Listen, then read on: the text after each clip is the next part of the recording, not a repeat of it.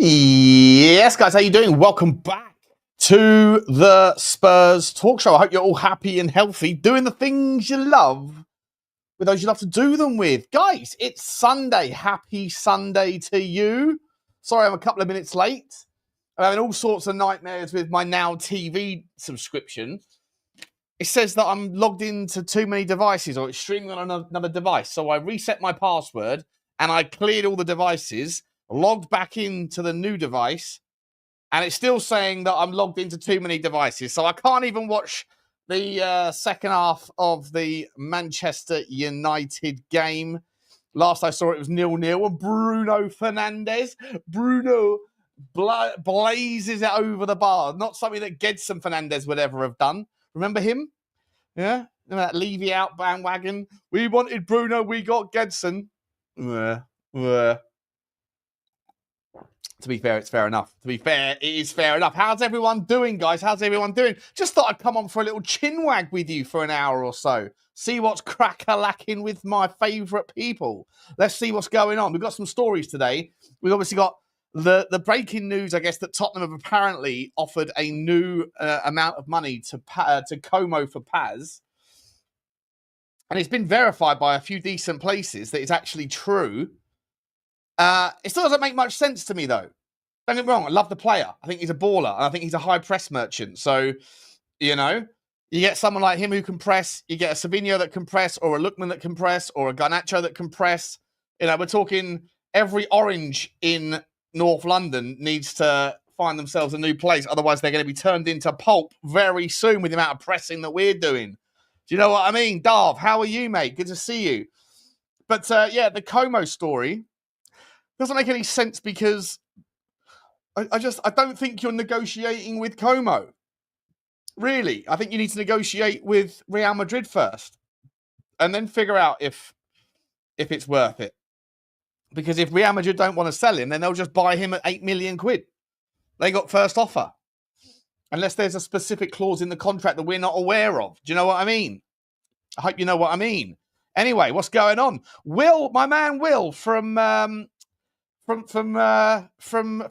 Switzerland. Yeah, Switzerland, yeah. City won 80 million euros, apparently. We've gone from 60 to 70, and now we're 80. I think we started at 50, Will. I think we started at 50. He says we've gone from 67 to 80. Problem is we don't have much time to pivot to other targets. Yeah, we need to get something going, don't we? We need to get something in very quickly. Guys, by the way, smash the granny out of the like button. There's 350 of you in the house. We're in 3 minutes in, and there's 350 of you here. You love to see it. You really do. I've started my diet today, right? So I might be a little bit grumpy because whenever I start a diet, in order to get going, in order to like kickstart it, I try and do like a few days of like super low carbs, excluding gin and tonics and things. And so for lunch today, I went out and bought a barbecue. I know you know what you're thinking. Madness. It's the end of the summer, Sean. We're going to be cold very quickly. But you know, the absence of a barbecue means the absence of meat in my life. Pause. And so I went out and bought a barbecue. I put it together this morning, and I just had 3 sausages, 2 chickens, and a steak. So I got the meat sweats. But, you know, if you could drop like 4 or 5 pounds pretty quickly, then you phase back in very gradually the carbs, then, you know, like it gives you that catalyst, that motivation, that momentum that you need. A little bit like Tottenham right now. Momentometer is dialing up. Because Tottenham are into things, into some good form. And when you really look at the fixtures that we've got coming up, I'm not even going to say it. But you know, if you know, you know. We got a chance for some decent pointage.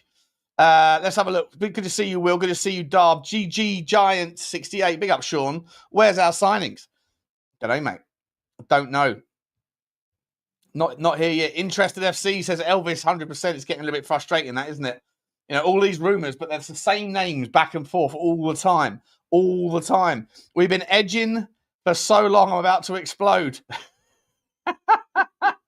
Yeah, I know what you look on. What category you're looking at on the hub. Yeah, there's no digital safety act in Norway, I presume, mate. You can go and enjoy your edging videos as much as you want. Good to see you, Roy. What about Ademola Lookman, Grudland? Yeah, listen, mate, I've been talking about Lookman longer than most. I think he is a baller. And like I said, I think I was a little bit hyperbolic when I said he's a carbon copy of Kudus. He isn't a carbon copy as a player. They're different, but they're very similar in terms of what they provide. In terms of the press, in terms of the work rate, in terms of the desire to get on the ball, but can hold the ball up, strong physically, about the same height, stacked, terrorizing with the ball at their feet. He's got the output, but he can also use him as that outlet. The output and the outlet equals putlet. You know? Outlet, output, merge it together, putlet. And that's what we're looking for, some putlet. And that's what I think that Ademola Lookman offers. But, my man Grudland, what I have to be honest about here is the obvious observation that we're not really hearing much in the way of noise regarding that one. It feels like ever since the Inter Milan story broke, is it because he's a donut? And if he's a donut, and I don't know, but if he's a donut, and someone's messaged me saying, look into it a bit more, you'll find out that he wasn't wrong. It was Gasperini that was wrong, etc. So he might not be the donut. But if he is the donut, is that why we're not going after him? Or is it just because Savio is Thomas Frank's number one choice, and then we might pivot to him later? I'm not sure, but I'd love to see Lookman come in. I think because, as I said yesterday, right, guys, imagine, how good are we right now, and how much of that is because of Kudus. Well, so if you can recognize the value of Kudus, can you recognize the consequences of his absence? And he's only one injury away from our entire front line becoming a little bit different again. And so if you go and get a Lookman, then imagine if you could just go, in a dream world scenario, right? You wake up tomorrow morning and Tottenham go, bang, interested in Paqueta, talks to Paqueta, deal done, Paqueta, bosh. And then you get an El Canous, right, after the fact. You get an El Canous, bang, and you go, okay, I don't mind El Canous now that he's he's someone like a project player, because he's definitely got talent, El Canous, but I think he's a highlight guy. I think he just always focuses on trying to get on the highlight reel. I think he'll annoy people. He's always looking for overcomplicating things, over egging the pudding. He doesn't always choose the difficult pass, but he rarely chooses the correct pass, in my opinion. There's always something that he's looking to do which is unnecessarily flamboyant. And so you have to train that out of him. But he's definitely got unbelievable skill set, unbelievable trickery. And he does work hard as well. He does work hard. So, I don't hate him. He just wouldn't satisfy me. But imagine if you woke up tomorrow morning and you got an Ademola, if you got a Paqueta, bang, El Canous, bang. And then you found out we'd done Savio for 80 million, bang. And you got Ademola Lookman on a $6 million loan or something, €6 million loan for a year with an option. And then you can get rid of Odebear. You can sell Odebear to Roma. Mathys Tel can figure it out. Solomon goes to Leeds. Mathys Tel can be the third choice striker in a case where we got injuries and Johnson and all that stuff. Then we just got plenty of options at the top end of the pitch, and all a little bit spicy, all a little bit ta-ta-ta, if you know what I mean. Let's carry on saying loads of people. Big up Pierologist. Good to see you, mate. Will THFC, Savio Paz or Lookman Paz? I'll be honest, mate. I as much as I like Paz, I really do like Paz. I think he's an absolutely cracking player. He is young. He has only got 50 games under his belt. So it's a lot of baking in, pricing in perfection. Remember what happened with Evan Ferguson, right? 100 million. He had his breakout season, £100 million. Nah, no one buys it. He's now gone to Roma with an option to pick him up for 35 or something. So let's not kind of throw the baby out with the bathwater on the Paz thing. He is supposed to be a crack. And I've looked at him. I looked at him very much on the Y Scout tool. And I think he's the sort of guy that, because he presses so hard, he works so hard for a flamboyant player, a little bit like Yeremy Pino. Yeremy Pino over in Spain. He's another player that is a flair player but works super hard. We're clearly looking for players that are going to be able to press from the front. And that's why I think Garnacho is a relevant option. People saying he vapes. He hasn't got the lungs. I hope he doesn't vape. If he does vape, that's problematic because that can be super addictive. As you know, I'm not one of my many vices. Anyway, let's carry on saying hello to some people, and then we'll have some giggles and some fun over the next sort of hour and a bit or whatever. And then we're going to try and find time tonight for a Football Inc. as well. Ratatata. Anything else is meh, says Will. It's Paqueta meh? Paqueta meh? Nah. I'll take Paqueta all day. I'd take Paqueta over Pads if I'm honest. I'm a big fan of his. Yes, Sean. Yes, El Dante. How are we? I'm fine, mate. How are you? Hope you're happy, healthy, and having a good weekend. Well, like I said, I'm a little bit grumpy because all I've eaten today is meat. Meat, and I'm full, but I'm hungry. You know what I mean? Do you ever have that? When you eat too much meat, but you're still hungry because it's not really like carby? Anyway, Nico Paz is overhyped. I prefer Sudakov. Sudakov's always good when you've got a hangover. Get an apple, a bit of Sudakov, and some coffee, black coffee. Good to see you, Finn McMullen. I think he's overhyped a little bit as well. He's not overhyped. I think it's just pre-hype. It's like, like, I don't know, the Tesla truck. Hell of a lot of pre-hype about the Tesla truck. And then all of a sudden people bought it and it was like fucking nightmare to park and things because it's so big and it doesn't work in European countries. Yeah. Maybe Paz is the truck, the cyber truck. I think Paqueta would be good, says El Dante, 100%. What's crack-a-lacking, Shawnee? What's crack-a-lacking, Lisa? How's Mexico, my love? Hope you're okay. Manchester United, is it still 0-0? Let me know. Keep me updated. Keep me updated in the chat skis. What are we doing here? Let me zoom forward a little bit. Wait. Bring Paqueta. Afternoon slip end. Afternoon. What's happening, mine? I don't know, mate. I don't know what's happening with the transfers. I don't know anything. The amount of hate that I get when I say, I think something's going to happen and it doesn't happen. You said it was going to happen. I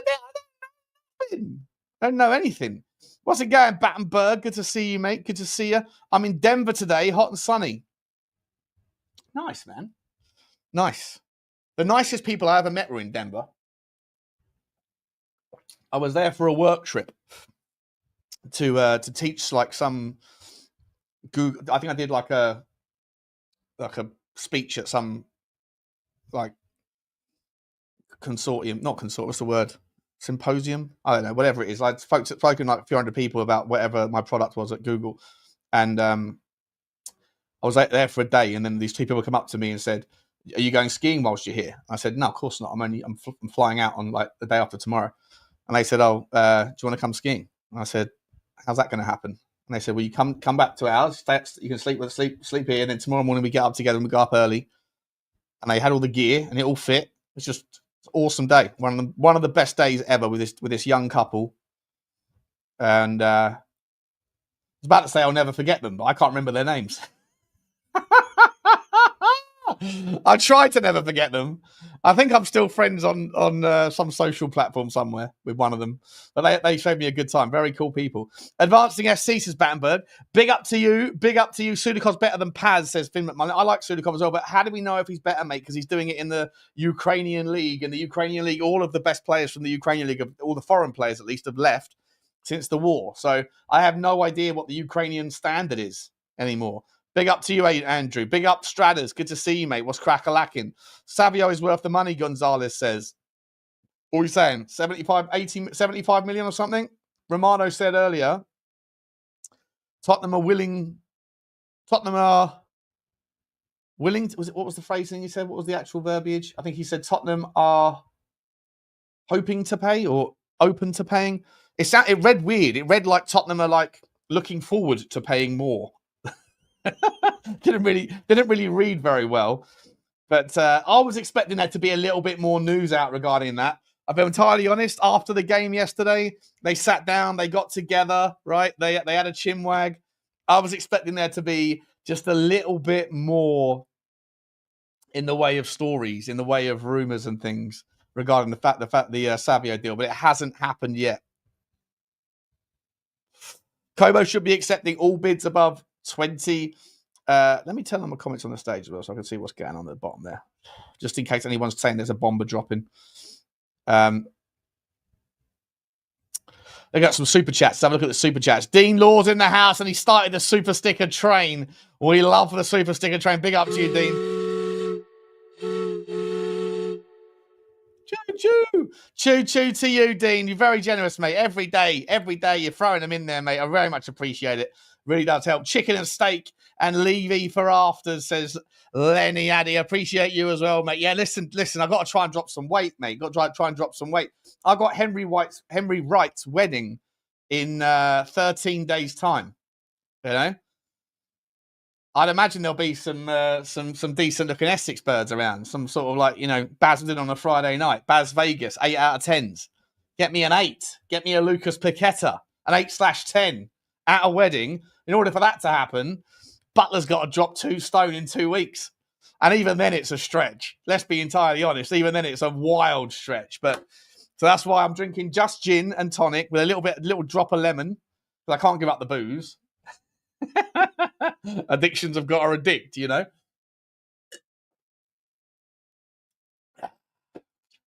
Yeah, vices have got a vice. But thank you very much for the super chat, Lenny. And Matt C saying huge result for Elche. Hello, Elche, my club. My club. Let's find out what's going on. Hang about. It's that time once again. It's time to check in. We're going round the world to all our second teams. Yeah, look at that.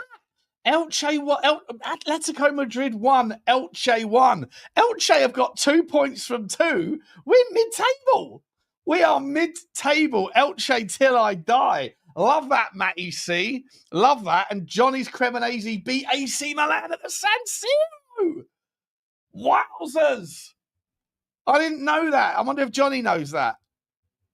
I think we do a really bad job. I think we leave it up to the chat to keep us informed on what's going on in the second teams. But thank you very much, Matty. Good to see you, mate. Good to see you. Let's shoot down to the. I want to catch back up. Let's catch back up with the chat so I can get into real time. What are we saying here? 10 milli after yesterday. Yeah, 10 milli more. Yeah, 100%. Boring all 3 matches today. Yeah, I watched the Palace Forest game. Could anyone hear what the song they were singing about Marinakis was? I know it's like, fuck Marinakis, la la la la la la la la la, and fuck Marinakis, or something like that, but I couldn't hear the rest of the lyrics. Can anyone let me know? It's a wedding, Sean Butler Logic wedding. Sean gets ready for some hold-up play. Trying to hold up my trousers, mate. If I drop the 2 stone in 2 weeks, I have to get a very tight belt because I've been taking my trousers out for a while. If you get me, yeah. Big up, Sean, knowing about the 8 out of 10s at Baz Vegas, mate. Baz Vegas is a Friday night in Basildon, mate. Some of the best crumpet.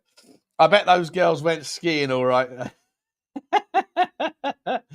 Good times, mate. Good times.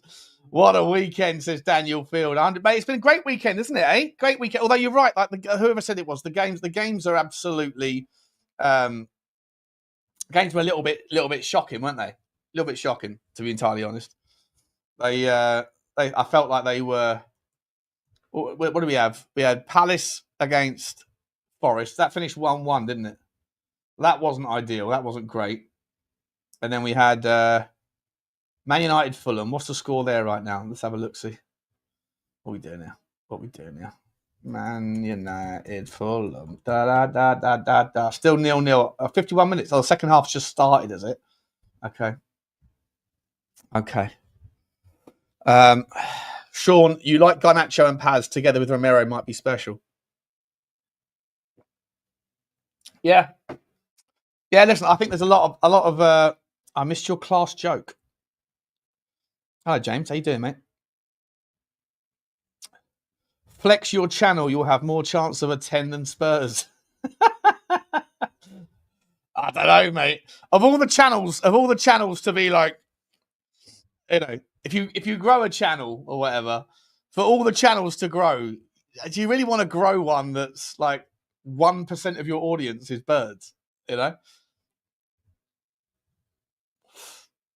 like it's just sod's law, isn't it? You know, finally do something, finally grow something that's worth talking about. And everyone's like, oh, that football.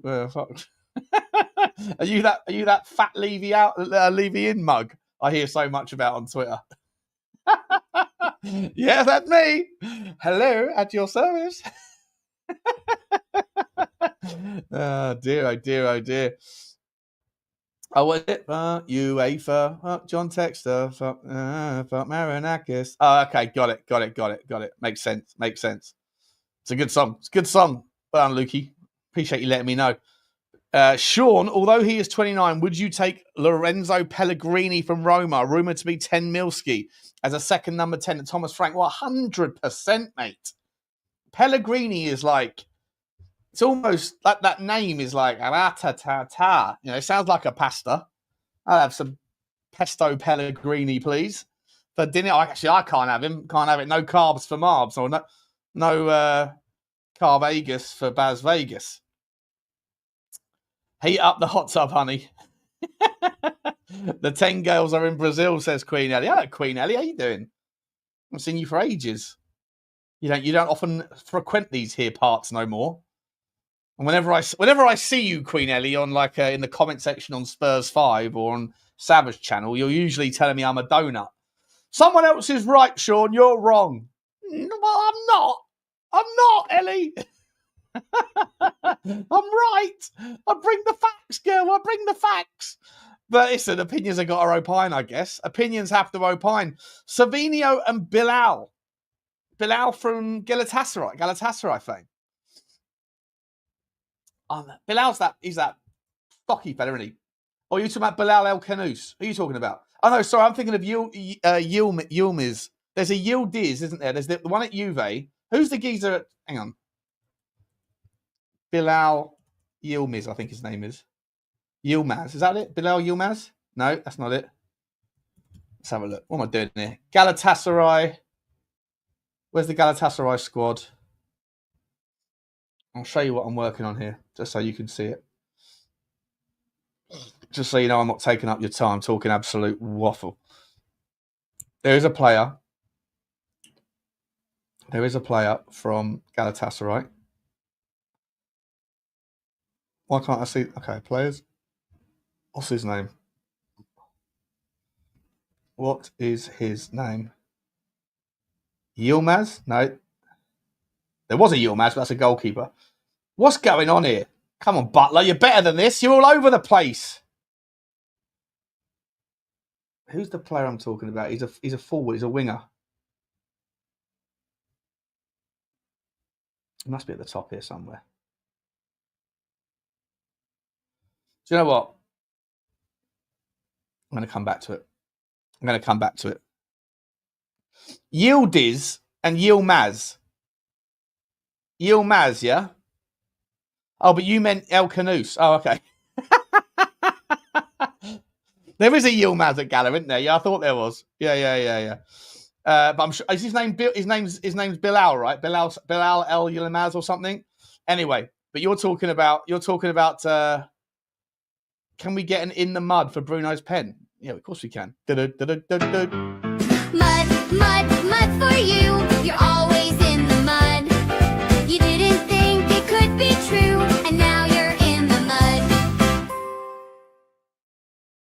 Right, I would absolutely love it if Fulham go and nick that 1-0, and then what's his name comes out and says Amarin comes out after the fact and says, "Yeah, we've proven for the second time that we can beat anyone on our day." Except you haven't beaten anybody. You know what I mean? What are we doing here? Ruben? What are we doing here? We should go for Bournemouth Semenyo. Semenyo just signed a new contract, doesn't he? With Bournemouth. They made him their highest paid player ever. And he's their star boy. We can forget about that one. I think. Would love Paz and Lookman, says Daniel Pink. Good to see you, Pinky. Hope you're okay. Listen, I want to ask you about that. Rodgers' statement when he said, like, I'm happy here and stuff, I just want to play football and enjoy my life and yada, yada, yada. But then he also dropped into that comment, I don't know what's going to happen in the next 12 months or after that. Was that like a little door open? Because Villa are in the mud. Villa are mud, in my opinion. Or are we saying, when it comes to Morgan Rogers to Tottenham at this stage of the window, we're essentially saying, No chance this happens and you wanna know why. Last time I checked, baby pigs don't fly. I don't think that's going to happen. I don't think it's going to happen. And that's also going to be the last one of those little jingles I do for the day, I think. I might throw more in there, to be honest. I've got so many more. I don't know if you've seen them all on this channel, to be honest. I don't know if you... On Football Inc., I've probably delivered about, 100, but I've got about 40 of them lined up. I've come up with new ones all the time because it's very easy to do, But you just never know when it's the right time to use them. There are known knowns. There are things... I'm not going to do any more. I'm not going to do any more. Let's get about Future's Bright. Future Lillibut's in the house. What's happening, Future's Bright? Good to see ya. Good to see ya. Someone keeps texting me. Who's texting me? What's going on? Someone's pinging me up. Pause. Like Ibiza. Chow Min. James is saying, how long am I live for? I don't know yet, mate. I don't know. Why? You can come on if you like. What are we doing here? Let's have a look-see. Leno, United have scored, have they? For God's sake. They're back in the game. I can't see it because I'm getting absolutely mugged off by my Now TV subscription. Unless the hackers have dialed in. The hackers are sitting there watching on my subscription. That's why I can't log in. Absolute nightmare. 100 million Villa will be happy as well, says Sean Butler Logic. Yeah. I'd take Morgan Rogers in a heartbeat. But for now, I genuinely think that our left winger is more important than the 10. Genuinely do. I want to ask you this, right?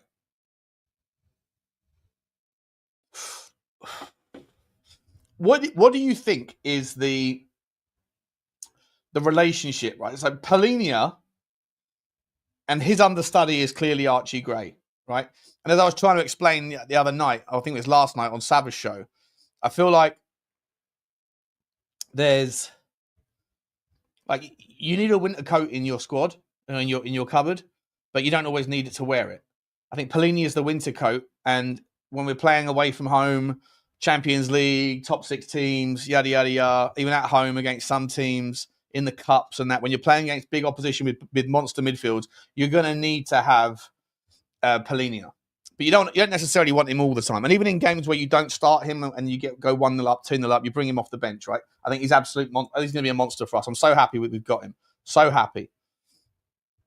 Links to a Xavi Simons hijack. Legit. Hang about. Let's have a look-see. Where's that coming from? Team Talker saying Xavi Simons has his heart set on a move to Chelsea and has turned down the chance to join Tottenham.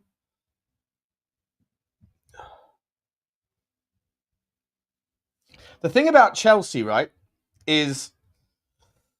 I don't know if I've explained this to you guys before. So they've got their UEFA sanctions, but their UEFA sanctions are predicated on this transfer list of their previous season's Europa, like their A-listed campaign. So in a nutshell, when they're trying to get their transfer budgets right and they have to get there on the right side, they say, João Felix doesn't count. They've sold João Felix to Al Hilal or Al Nassr or whatever it was.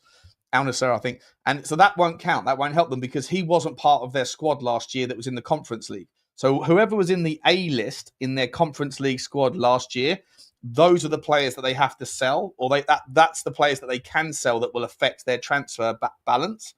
And so they've sold say, Noni Madueke, so he counted, right? When they sold him for 50 million or whatever it was to Arsenal, he counted towards their deficit, but João Felix didn't. And so they're still in the mud with regards bringing in any new players from the UEFA side. So the reason why they haven't yet got Xavi Simons done or Garnacho done is because they are still on the wrong side. So they still have to sell some players from their last season's A-list squad, or from their youth team to be able to help them out. And they can't do that yet. And that's why they're desperately trying to sell Nicholas Jackson. But they're trying to sell Nicholas Jackson to Aston Villa, who are in exactly the same boat.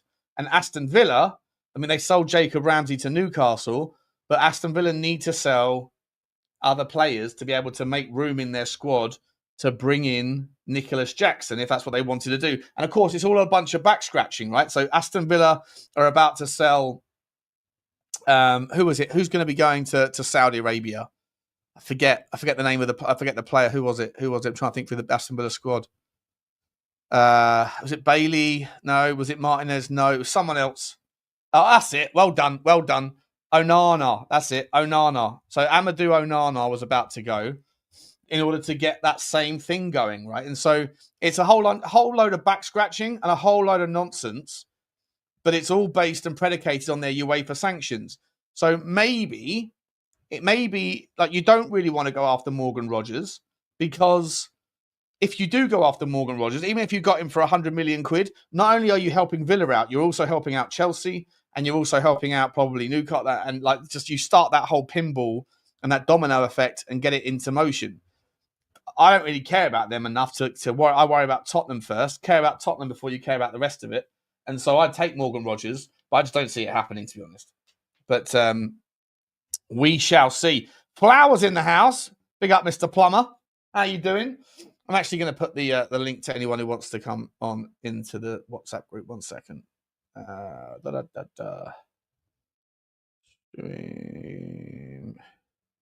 Completely forgot to do this a minute ago.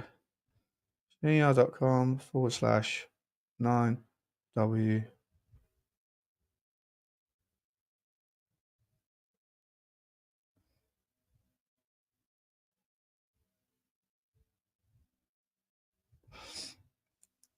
One second, people. What are we doing here?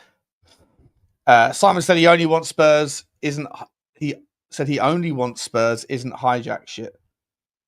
Simon said he only wants Spurs isn't hijack shit. I'm not sure what that means. I'm in Cyprus, James. It's beautiful here. Nice for you.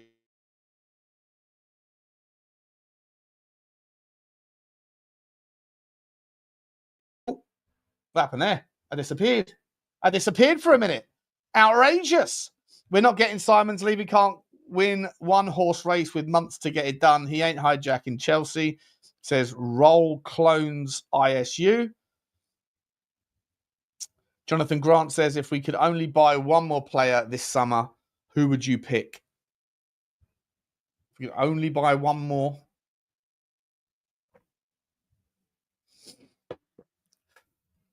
Personally, Ademola Lookman.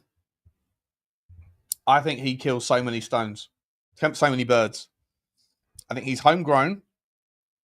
He's a monster. He's got wonderful output. He plays off the left. He can play central. He can play off the right. He can play the outlet ball. He's got the output and the outlet. I think he's I think he's perfect. I think he's the perfect all-rounder. He's like the Freddie Flintoff of football. Is it dropping off? Is my internet dropping again? How long did I drop out for? How long did I drop out for? Did it drop out? Were we all good? We all good? Don't know what happened there. No, what? What's happened? But yes, love the Lookman shout. Your feed is choppier than Arnold's chopper. Really? Is it not working again? Or am I back?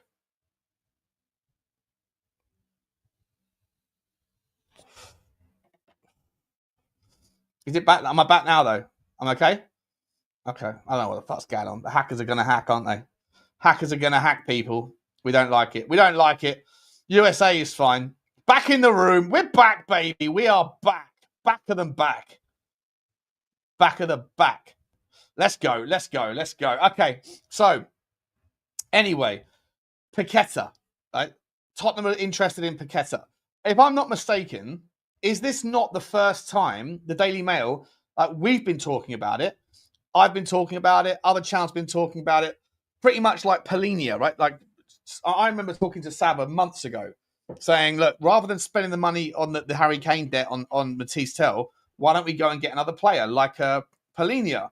And Saba and I started like having that conversation. I'm not saying we were the first, like there's no such thing as original thought. I'm not trying to take credit for anything. I'm just saying that we were talking about that long before Tottenham were linked with him.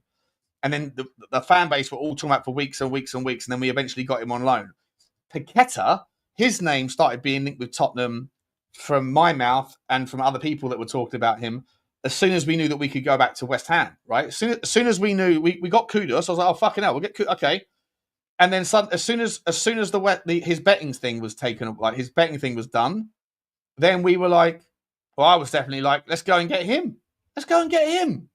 He's a baller, and he can do the 8-10 thing. He can be the Gibbs White. He can be the Harvey Elliott. He can be the guy that can do a little bit of both. But I don't remember there being any links to Paqueta. I don't remember any of that. And yet, now the links are starting to emerge. Am I wrong? Or has there been links before today for Lucas Paqueta? I mean, it would be awesome. It would be absolutely awesome. Although I feel like, you know, the way that Arsenal are sort of like little broing us with regards, and that's what the story with Eze. I kind of feel like we're kind of trying to little bro West Ham in a reaction to Arsenal little broing us, you know? I'm here for it. I don't hate it at all. But I certainly feel like there's just a little bit of the need to like rub in the sort of, but I think that West Ham there'd be like chaos, you know, World War III over in it. I mean, there's already problems in Epping at the moment, isn't there? It's already on the powder keg is kicking off. I'm pretty sure a lot of those people that are accused of being right wing that aren't right wing, they're just trying to save protect their families or whatever. I'm pretty sure that a lot of those people are West Ham fans. I mean, if they're already furious with certain political things that are going on, you got to imagine that a Paqueta to Spurs, here we go, bomber, is just going to set large areas of Essex and East London off. It's a powder keg, my man. It's a powder keg. Only 200 likes. Only 200 likes. I'll tell you what we're going to do. We're going to do a little experiment of silence. We're going to try something here. We're going to try something. Okay, I'm going to get the. I'm going to see what we're doing with the. Okay, if can we get to 300 likes before I say another word? But I'm not doing that. I won't be silent out of like, because it's difficult for me to stay silent. I just want to see if we can get to 300 likes before we're at 248. Come on, people. Let's see what we can get up to. 300 likes.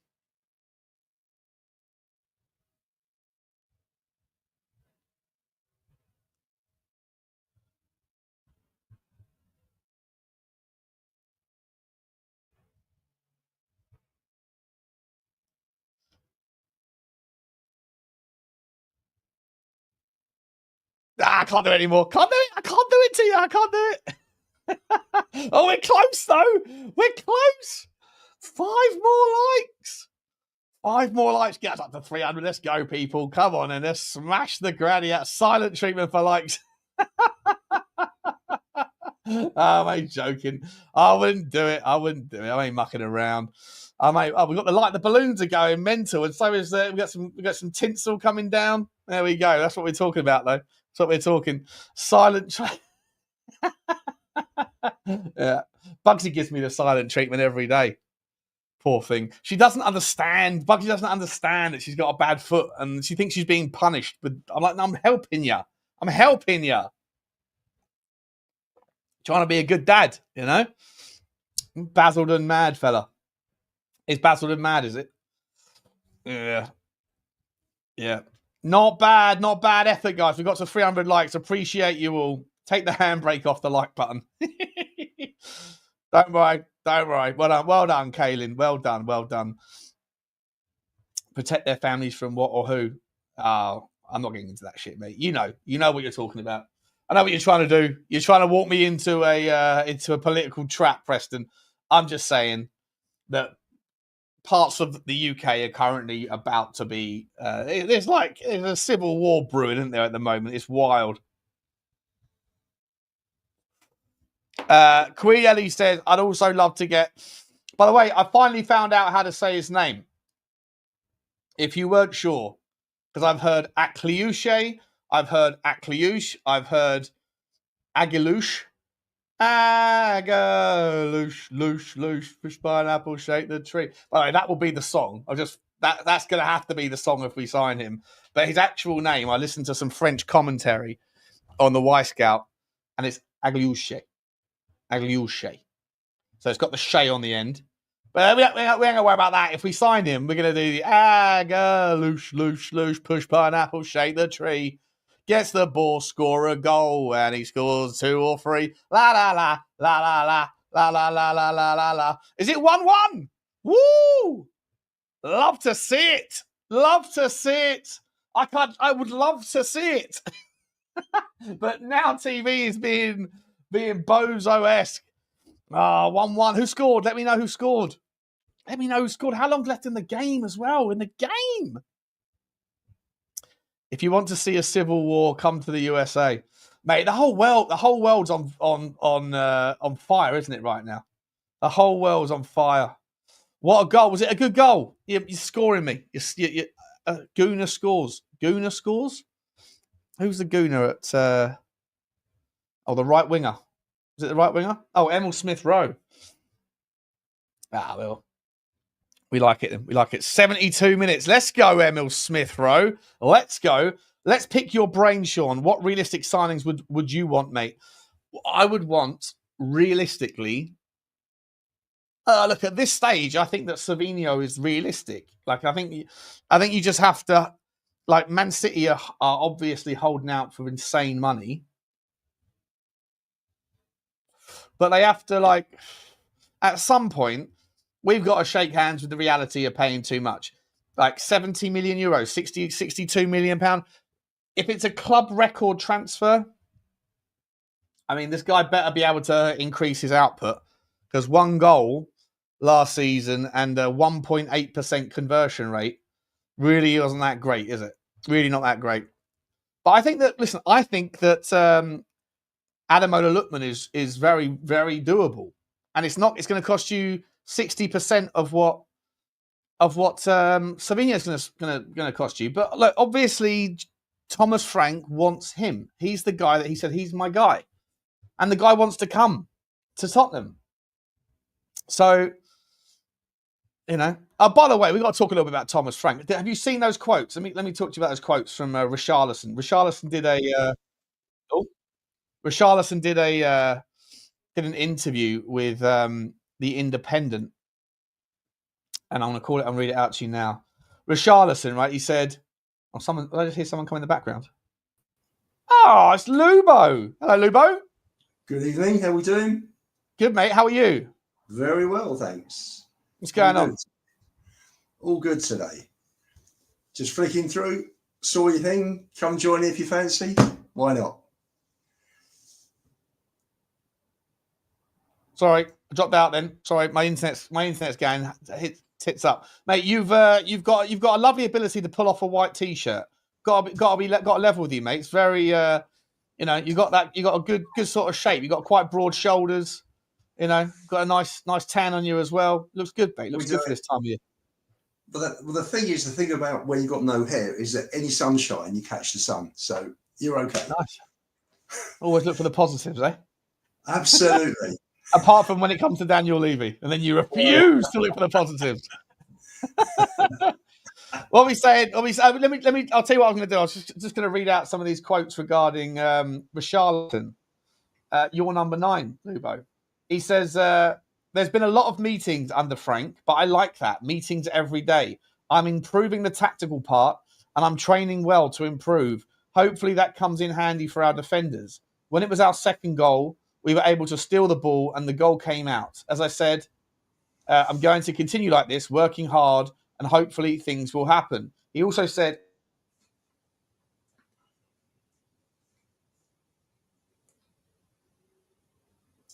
it's like rhythm that I've not had for a while. So I've been able to get into that. I've been able to play a good game, and this is the result of a pre-season that was very good for me. Now I want to be able to continue like this and play like this. He also said, it was very important. Since I got here, every time the transfer window opens, my name is circled as one who could leave, going back to Brazil or wherever. But I've always been focused on Tottenham, and I've never had a conversation about leaving. How much credibility, Lubo, do you put into the notion that Richarlison's always been a good player? He's just always been injured at Tottenham that's been holding him back. Or how much of it do you think that a good reign of form is then used as the catalyst to explain the injuries before were the reason why he wasn't good enough? Is it talking the book or is it legit converse? We looked at his injury record before he joined Spurs, and I think over 3 seasons he missed 10% of the games, which you would look at, and probably the way football's played today and the injuries that players pick up, that's not a terrible record, is it? He joined the club as a understudy to Kane, really. Yeah. You know, the manager, it was Jose, wasn't it? Yeah. And he was the manager then. So Jose's brought in. Jose's playing Kane and Son up front. Richie's on the bench. Richie hardly gets any games. When he plays, he gets injured. He came out and he said that he struggled with mental health issues, I think, as well. So, you know, he's away. There are problems. He's not playing. He's constantly injured. Gets him down. And I think the problem today with fans, I think, he was on to a loser because Kane was so good. That anybody coming in, unless you were going to bring in a centre forward to play alongside Kane, which unfortunately none of the managers did. I think it was a question that you're always judged against him, which puts you in a poor light because most centre forwards against Kane are not going to look that good. Fans today expect so much. You know, everybody wants, you know, if Kane's not playing, Richie comes in. If Richie's playing, everybody wants virtually the same sort of level. And, you know, we're all guilty. I think all of us want our players, it doesn't matter, someone drops out, someone comes in, you want them to play as well as the person they're replacing. And I think that finally he's in a happy place. I think he's in a good place. And I think it's showing with a manager that has put his arm around him, understands him, and I think he's getting the best out of him. And I think that's probably the best I can describe for Richie. The fact he's been Brazil's number 9 means it shows that he's no mug. And Brazil may not have been the team of yesteryear, but you've still got to be of a certain level to play at centre forward for Brazil. Okay, well, who's behind Richarlison? Who's chomping at the bit for the number 9 spot in the Brazil team? There's a hell of a lot of left wingers. There's a hell of a lot of right wingers. There's a hell of a lot of 10s. There's a hell of a lot of midfielders. And there's some decent centre backs and wing fullbacks in there. But who's competing with Richarlison for the 9 spot? João Pedro would be one. Yeah, that's fair. Jesus has been in competition with him as well. I'm trying to think who else has played. Rodrigo's a winger, isn't he? Rodrigo's a winger. Junior's a winger. He has had some competition, but I mean, and he lost his place last season to João Pedro, didn't he? Yeah, so, Adam's saying Endrick. Well, Endrick's brand new, isn't he? He's just emerging. Cunha, fair shout. Cunha's a baller, to be honest. Yeah. Evan Nilsson. Yeah. Okay. Yeah. All right. I mean, yeah, it's fair enough. Actually, it's fair enough. Actually, that there's actually some decent competition for that spot. To be honest, I'd say Cunha's. I mean, a lot of those players are sort of inside forwards, aren't they? To be honest, I think João Pedro's more of a left winger / inside forward.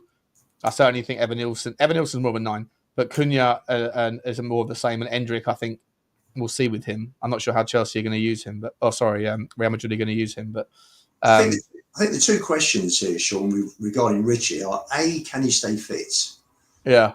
And B, can Frank make him into a prolific goal scorer, a more prolific goal scorer?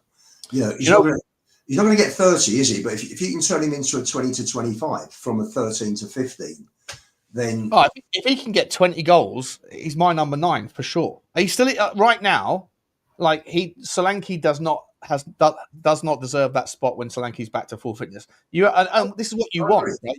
You absolutely want two players that are about similar-ish standards. I personally have always thought Solanke's a better player, but form is form, and I love it. If Solanke's gonna, when he finally gets his chance, if he takes it and then bangs in a couple of goals, it can only be good for Tottenham. And I think what's really important, mate, is that these partnerships emerge, chemistry starts to emerge, and I think there's already a lovely little bit of chemistry being forged between Kudus and Richalison. They seem to be on the same wavelength, and I think even Richalison was saying that in his meetings, like lots of meetings, lots of tactics. I'm learning a lot, and I'm trying to put this into my game. It's good, right? Thomas Frank and Cochrane obviously focus on relationships in their tactics and training, so it's looking good. Yeah, what was good? Frank's comment. He's learning. He's getting into the job now, isn't he? He's learning to love the club, and I think we're very fortunate that Frank has come in. I think we've got a superb manager here, and I think we're right at the start. And I would probably go out on a limb based on how long managers last at our club and say that he is going to last as long maybe as a Harry or a Poch. I don't think he'll be gone in 2 years, 18 months, 24 months. I think he'll be there for some time. I think the key thing now is that he's made a great start. We've played 2 games. The injuries are the injuries. We know, there's 3 of them that are long term. Udogie will be around the corner. Sakai has an injury that he will recover from, but it takes a few months. I was talked about this with my wife, who suffered from it for several months. He will be back probably around Christmas time. So Frank is working with the players he's got. Yeah, it can take several months for plantar fasciitis. It took my wife 6. Why do we fucking sign a player that's out for 6 months as we signed him though? That's madness. I don't know. Listen, he'll get. I'm not sure if it's one of those. If it's one of those injuries, it's to do with the wheel, the foot, the arch, the ligaments in there, and a lot of it is rest. Is it the kind of the thing that connects your big toe to your heel? That thing. That line, that long one. I think it's at the back. It's at the back of the foot. And I think it's one of those where he needs rest. So it may not take 6 months like it did. My wife's not a professional sportsman, but it could take 3 or 4. So he's come with an injury. I mean, I've seen 2 reports. He did it as soon as he started training, and I've seen a report saying that he came with it. So I don't know the truth of it. But if he's out for 3 or 4 months, that takes you to October, and then he's back in training. Then he's got to do a full pre-season. So you're looking at November. So at the moment, Frank has got the squad he's got. Udogie's the only one really who's coming back. Solomon's in training as well. I'm not sure where we are with Gil, but he doesn't seem to be in the frame at all.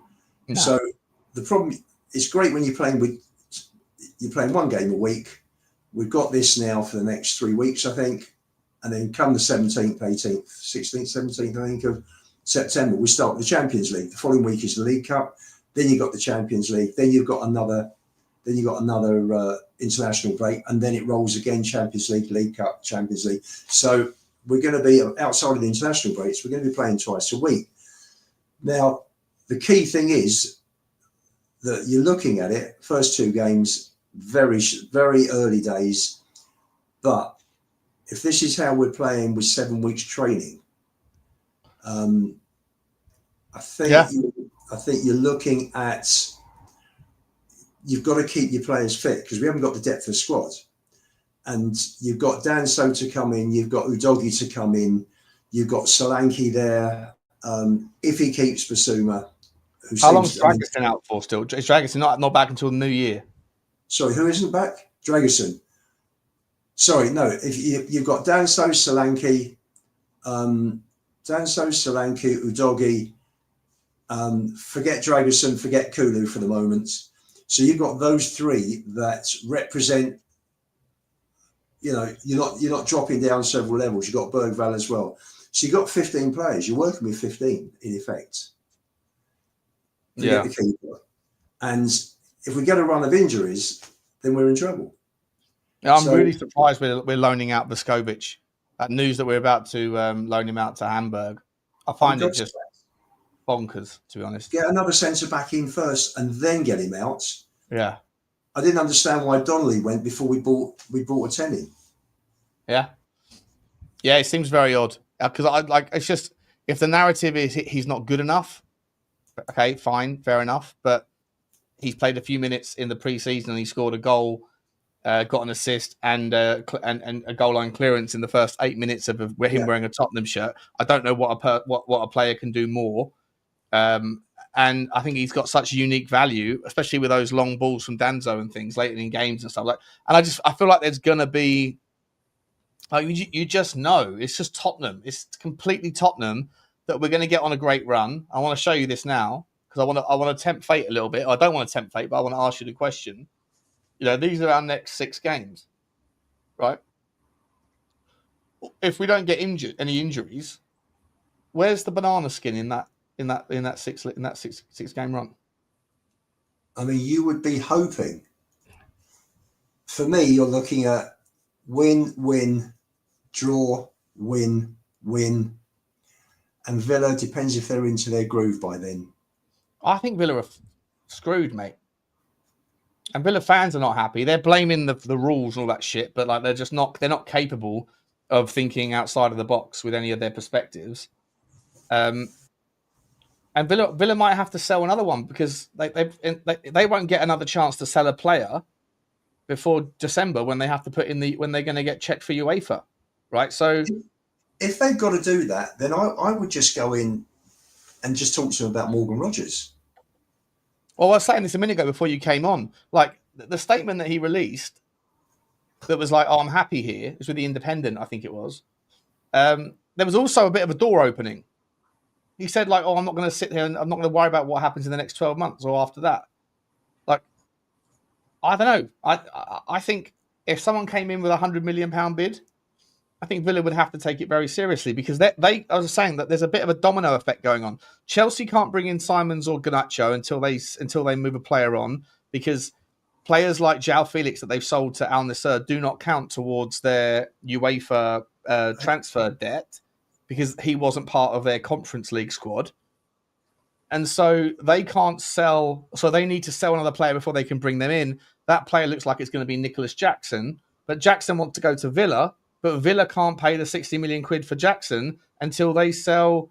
Amadou Onana is the latest name to be on the books. Amadou Onana, by the way, is a fantastic player, and they're willing to sell him only a year after buying him to Saudi Arabia. And you know that he'll come back in the back door in 6 months. They're using their back scratching, their relationship to make all this stuff happen. Yeah, exactly like the John Duran story. Exactly right. So. I don't know. Maybe. But the problem is, though, is that if Daniel Levy sees that and thinks, I've got a chance here, then he'll revert back to his traditional, I'm the one with the leverage. And it pisses me off because it hasn't worked. It works occasionally, but it doesn't work every time. In fact, this summer, it's been proven to be an absolute shit show. The second that the Kudus deal was done, ever since then, everything we've tried has been completely ruined. And I'm happy to acknowledge that a lot of that is because he's being a donor, and whether it's like pent up frustration from those owners' historical dealings with him. Rumors out today that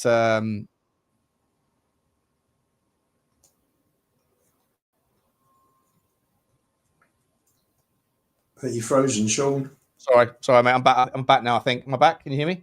Yeah, mate. I can hear you now. Yeah. Sorry. Yeah. Yeah, I just think that Daniel Levy's he's definitely screwed this window up since the Kudus deal. Everything was going well with Paulinho and Kudus, and then since then, basically, Gibbs White was a shit show. I don't know how much of the Gibbs White thing was down to Levy. obviously there was something going on with the fact that Levy didn't kick up a fuss about the transfer. He kind of let them do it their way. So obviously, I think he knew that he got his pants pulled down a little bit there. Got caught with his hand in it. Sean, I think the fact that we probably should have gone to Forest first rather than submit a bid once we knew what this confidential release clause fee was. Yeah. I think that's probably where they went wrong. I read in The Athletic that the actual fee that was offered was 61,125,000, and Levy offered the exact amount. So it was obvious that the fee that the amount had been leaked, and Marinakis is quite rightly upset about that. So yeah, and one of the owners of Nottingham Forest, one of the on the board or whatever, is like King's Counsel or something, isn't he? Correct. He was a top QC, and he obviously saw something there to say, well, you know what, this is wrong. And Morgan Gibbs-White was obviously Frank's top choice, wasn't he? It was his number one choice before Eze. So for me, I think that's possibly where we went wrong. And I don't blame Levy totally for the issue there. I do think that if they'd have gone in originally, maybe at 55, then at 60, then at 65, then I think maybe legally, possibly Forest are legally obligated to tell Spurs that there is a release clause, and we've gone past the release clause. So, right.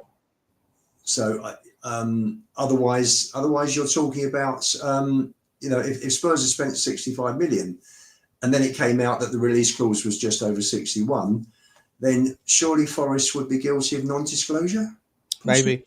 Yeah, listen, I've got no idea about legal stuff. Love to get a lawyer on, a sports lawyer or something. It would be great to interview about that. But I think it's what's going on is a shame. I don't know. Did you get the Sunday Times, Sean? No. There was I'll WhatsApp it. There was a fabulous article by Martin Samuel in the sports column. You know, the sports writer. Yeah. About where Spurs are with Frank and with Levy.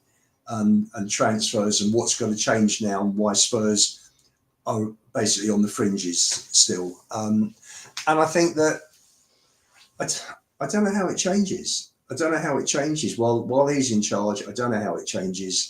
I agree with you. I don't know if you were on the stream. I use the analogy of it's always much easier to have these conversations on this channel rather than other ones where it's like egged up to be like polarizing debates and things. But like, I think that the best analogy I can come to with how I see Daniel Levy is I think he's like a bodybuilder who has trained super hard. He eats clean.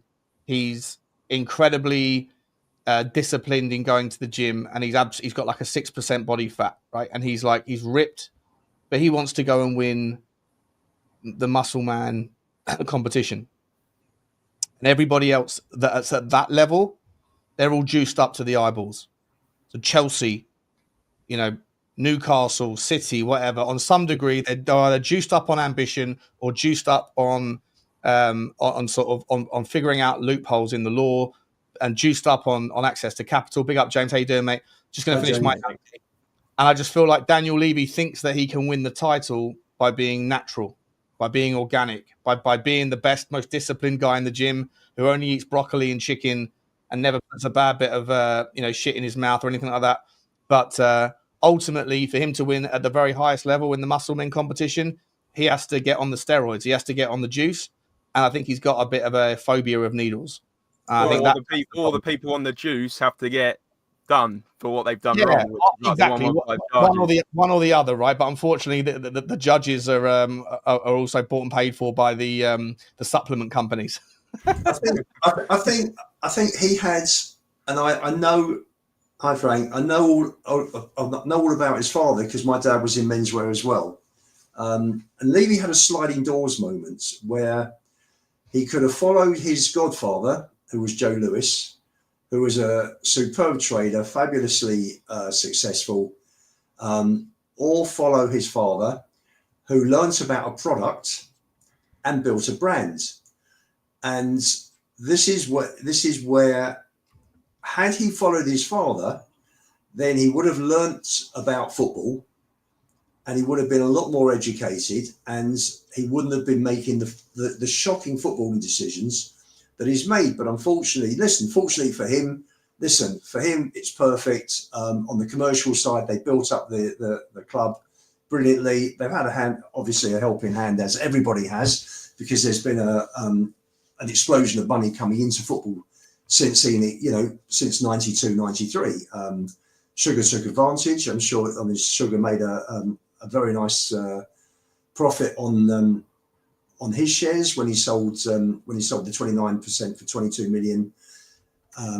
You know how furious he was with my father when Terry Venables sold his stake in Tottenham in the late 90s. Terry Venables phoned up the company that my dad was like the head salesman or whatever for, and the head stockbroker for, and he said, I want to sell my stake, and my dad said, okay, basically what options, what's your situation? Does Alan Sugar have any kind of claim over them or whatever? And he said he thinks he does, but he doesn't. I'm looking for a quick sale. Can you go and rustle up some interest from any of the top investment banks? And then my dad went and made his phone calls, whatever, and came back, and then he ended up facilitating the trade, right? So Terry Venables' shares went into the open market essentially. And Alan Sugar phoned up my dad and said, "I'll fucking destroy you," or words to that effect. My dad was like, "Bro, I'm just doing my job. Sure. What are we doing here, you know?" Sure, because you're one side or the other, weren't you, with what was going on with Sugar? That was interesting because that never went to court, did it? In the end, no, exactly. Yeah. So Alan Sugar. So, like, if Terry Venables hadn't sold his stake, then if he sold them to Alan Sugar, then Alan Sugar might still be run by him, you know. No, I think what happened, you had the tag group, Tottenham Action Group, and you were getting between 5,000 and 10,000 fans every match outside the West Stand gates. Yeah, and they went outside his home as well, didn't they? At one point. Sorry, yes, yeah, they stood outside his home. There were, and when that happened, and when everybody around the ground was singing Sugar Out, he just said, "It's enough. I don't need this shit." People are coming outside the house. People are demonstrating in the ground, outside the ground. What do I need this for? He's a successful businessman in his own right. He had Amstrad, and Amshield, and all. Still selling fax machines in 2015, by the way. That's right. So talk about a geezer that's behind the times. No, I've still got 50,000 fax machines. They have to go. They have to go. So what you've got. Bringing it back to current, is you've got Levy, who's been mentored by Joe Lewis, and everything. Everything's about the profit. And if you make a profit, then you're a winner, and if you make a loss, you're a loser. And he's got that trader mentality. You go into the city, it's about making money on trading. It's not about you're not there very long if you lose. So you've got this mentality, this trading mentality that they have brought to the football side. Now, if you're out and you're doing deals and you're negotiating, and we've got so many, there are so many partners with Tottenham at the moment where the club are making money, and it's fantastic, and that's great. And that's on the commercial side. And if you are bringing people in and people are getting a piece of your name as a brand, then you're going to win, and you're then in a position where you can get the best possible deal, leave the other guy a little bit. They're happy, they're getting exposure, they're going to gain. They should hopefully gain money, whether it's the pet shop or the dogs or whatever it is.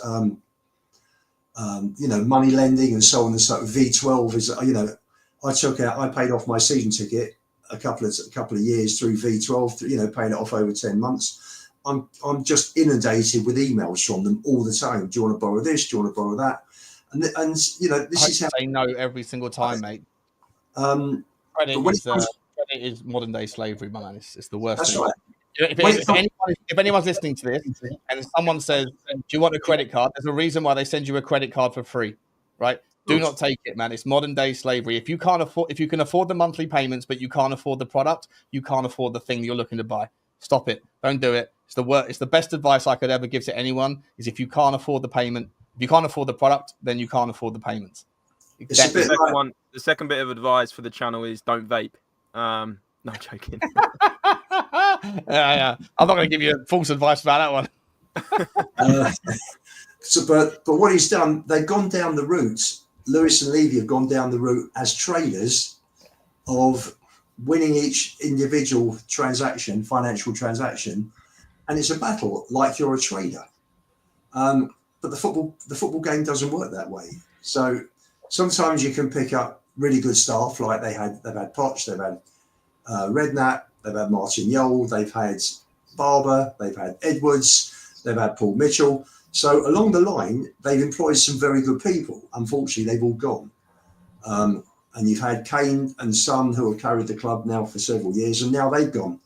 So you ended up with a bizarre year like you had last year, where we had our worst ever points per game record in history since 1882. I know we weren't relegated, but we got our points per game were higher the year we went down in 77, but we won a European trophy. Levy recognised that, had to get rid of Ange. I've no doubt as the club were plummeting down the table, sponsors were most probably coming onto the club and saying, hey, come on, we're paying a lot of money here for this brand and what's going on here. So Ange went, good decision by Levy. Another good decision to whoever made it to bring Frank in. Now we've got to this point. Now he's got to back Frank, because I think we've all seen what Frank has done over 7 weeks has been absolutely fantastic. I mean, the team, that was one of the best performances for years that I've seen yesterday. It was absolutely terrific. You know, you didn't want it was one of those, started looking at the clock, and it was like 50, 51, and I thought to myself, what are you doing? This is really good. Enjoy it. Don't wish it down so you walk away with 2-0. Just enjoy it. Even if it's 2-1, if it gets to 3-0, enjoy it. And I think now Frank needs help because Kudus gets injured. Romero and Van der Ven get injured at the moment. If Polini gets injured, we're very light in terms of depth. We certainly are. There's a big drop down, and this is where they've got to really work hard in the next few days, and they've got to, Paqueta would be a good one. Sean, you mentioned about Chelsea and the transfers now, and trying to get players out and get money in before they buy. For an 11, go and get Xavi Simons. I think he's committed to Chelsea though. I don't want to waste time on players. He wants to go to Chelsea. As much as I love him, if he wants to go to Chelsea, apparently we expressed some interest yesterday, and he said I'm only focused on Chelsea. Same with Garnacho. So as much as I rate both of them, I'm not interested in players that don't want to be here. I'm looking at players that do. Savinho wants to come to Tottenham, I think for his own reasons rather than because he loves Tottenham. And Thomas Frank wants him. As much as I think that Ademola Lookman is a better option, just because I think that the absence of Kudus. If I said it already, if you appreciate the value of Kudus right now, then recognize the loss in his absence. And if you're looking at someone that's, I'm not saying he's a carbon copy, although it's just easy to use the phrase carbon copy. They're not the same player, but they're very similar in stature, size, strength, output, outlet, all that stuff. I think that if you can go and get an Ademola Lookman, then if you do lose Kudus, you've at least got someone else that can do that. James and Frank, welcome to the show. Cheers, mate. Boys. Just looking at the Premier League table right now. I mean, I hate to see who's number one, but I love to see who's number two. Are you guys? Let's just quickly take your thoughts really on. We'll move away from the Levy stuff because we're going about. There's a lot of history there, and it was interesting. But obviously, we're back in the now. What's going on, boys, in your thoughts right now? Are you super positive? Are you cautiously optimistic? Are you thinking that all of this can fall apart in a heartbeat if we lose a key player to an injury? What's your kind of current status quo, Frank? I'll start with you, my man. I think I'm a mix of all of them, as awful as an answer that is, really. I'm very confident in what I've seen. I think what we've seen so far has been really positive. I think the level of performance, it's the manner of the way they've done things in the first couple of weeks. They were professional against Burnley. Maybe not at the very best throughout the whole thing, but they're professional. They got through a game that they shouldn't have slipped up on. But, you know, at 1-0 at half-time, they possibly could have done. They were professional. They got through it. They won it. They were, as Lubo said, I think yesterday was probably, as I would argue, the best performance we've seen in a couple of years. I thought every aspect, I thought we were organised. I thought we were well structured, that we attacked well when we got our chances. I thought we defended unbelievably well. So what I've seen so far, I've been very, very excited by. I am concerned at the moment, if we weren't to sign any more players, I think we will, but if we weren't to sign any more players, I'm slightly concerned, as you say, that if we lose Kudus, we lose that attacking spark a little bit and the work rate that Kudus has and whatever. So I think you need another one on the other side, whether that be Savinho or whoever. And I think they still could do with another option in midfield. Because I think what we kind of spoke about yesterday, me and James, is that you look at that bench with 25, 30 minutes to go, and you kind of knew that Berghvall was going to come on probably. You knew Solanke was probably going to come on, and you could argue Danso was probably going to come on. But then other than that, it was probably a toss-up and a flip of a coin between Tel and Odobert. Could Gray come on? We've seen him start. We've seen him, come on in the last couple of minutes against PSG. So I think they need another one or two that person's going to come on and make an impact. And whether that be that's Johnson and if Savinho comes in or whatever. But yeah, overall, I'm pretty positive about what I've seen. Cautiously positive is probably the best way of putting it. Yeah. Yeah, James. Good to see you as well, my man. It's interesting, isn't it? Like I'm struggling to kind of think right now. Who's the biggest? If you were to name one player in our team. Oh.